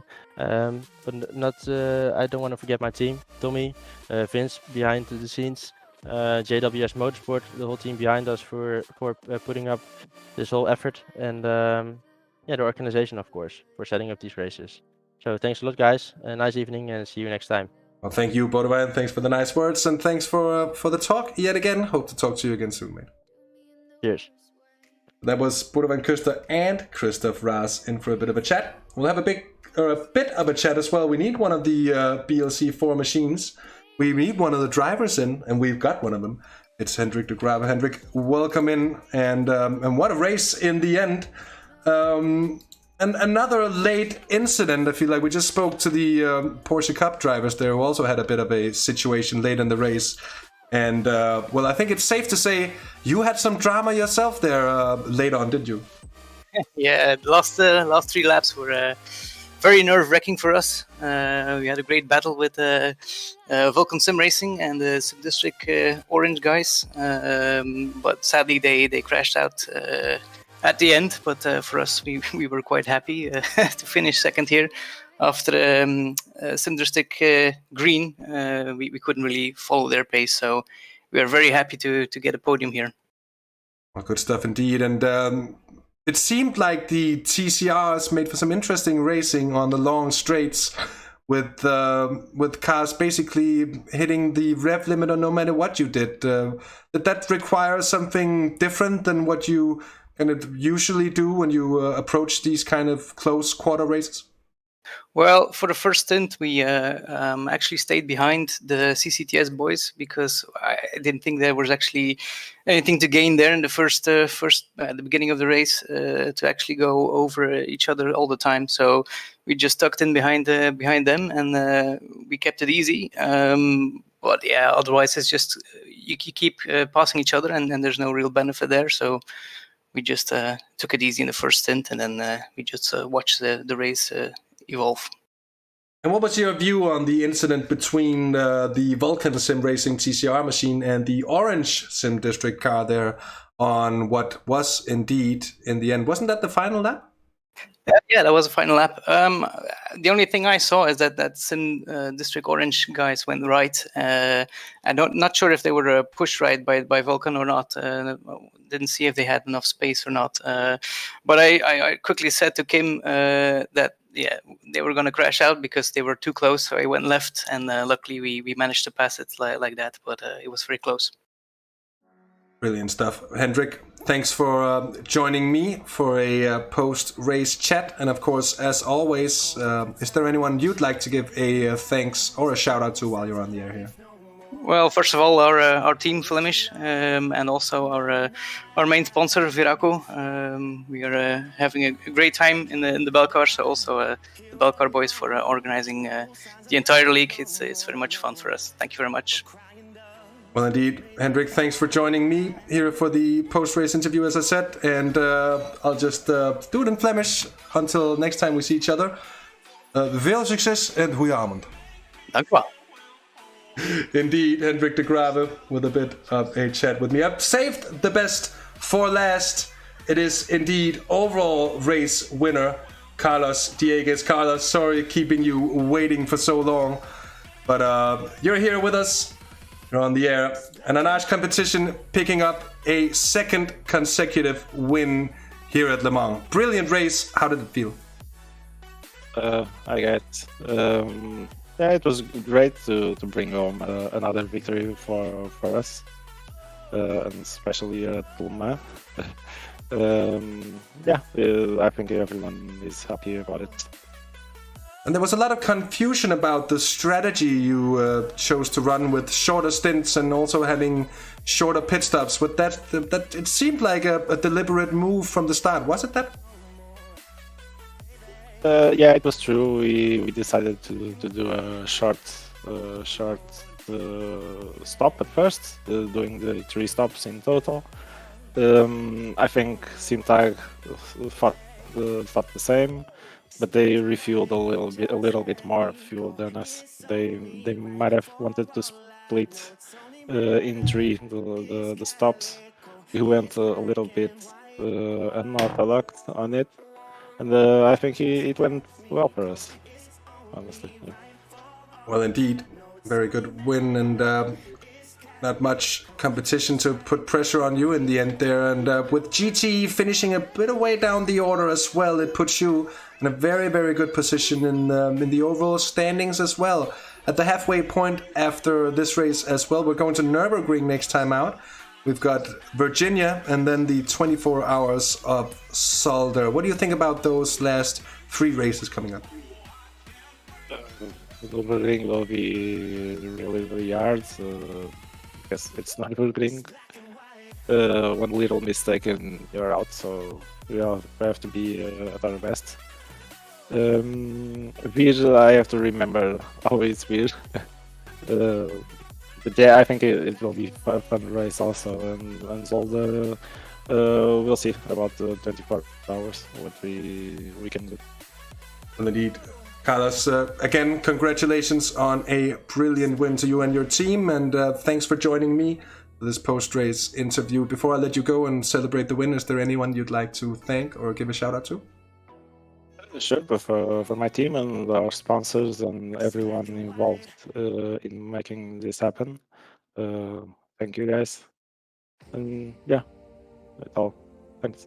Brilliant stuff, Carlos. As I said, thanks for joining us, and best of evenings to you. Enjoy the victory. You too, guys. Bye-bye. Cheers. We do actually have one more.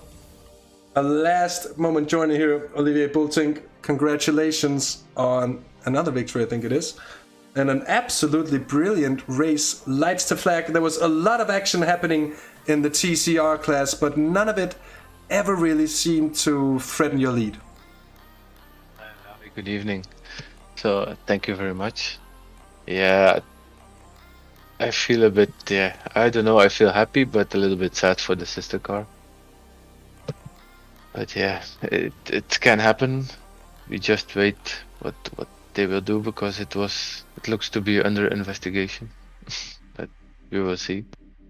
Yeah, so for us, it was a pretty clean race for us. So indeed, I wouldn't be surprised to see that, but I'm gonna leave that in the hands of the stewards and just stay neutral in these situations. And to be fair and honest, I hardly even saw what happened in that situation. The lead car had already passed the finish line, so I couldn't bring back the replay of it, sadly, so we couldn't see it back on stream either. Olivier, halfway through the season, you're in a good point. We got the Nürburgring coming up next time out. You're gonna be comfortable with that? Oh, I don't know. I wasn't really comfortable for Le Mans, to be honest, because I had not so much time to practice. I had my vaccine yesterday. I feel a bit not perfect today, but the practice this week was also a horrible feeling for me, but the race went actually pretty good. So I'm happy for that. Happy that my teammate did a good job. So I got the car back in good pace and good shape and with a good gap. So I'm happy with this. Yeah, if that's horrible practice, I don't want to see your pace when practice has been good. Anyways, all jokes aside, brilliant race and many congratulations on the win. Before I let you go and celebrate it, is there anyone you'd like to give a thanks or shout out to? I want to thank you guys for the broadcast. Perfect again. And I want to thank for sure my teammate, the whole team from BMS. I want to thank my teammate Stefan and the main sponsor SimDistrict. I want to thank them big time for giving us this opportunity. And let's hope we can have a good season. So Indeed. we'll see how it goes. Well, indeed. Olivier, thanks for joining me. I'm going to flex some more Flemish for you all and say mooie overwinning and veel succes. I hope to see you soon again here in the booth. Thank you. Talk to you later, guys. Have a good evening. So that concludes our interviews for tonight and concludes my Flemish speaking as well. I am slowly but surely improving and I am willing to show it from time to time. Thank you so much, all of you, for joining in with us tonight here on Simracersworld TV with myself and Edward May. It's been an absolute pleasure having you all along. Do leave us a like if you like what we've done here tonight on the channel. And if you want to see more, do feel free to subscribe as well. And with that said, all that remains to be said is until next time. There might be some time because it's going to be August before the Belcar returns at the Nürburgring. But do not worry, there will be plenty of action here on the channel in the meanwhile. My name is Hasse Rømer. It's been a pleasure, and until next time, take care, have fun, and bye-bye.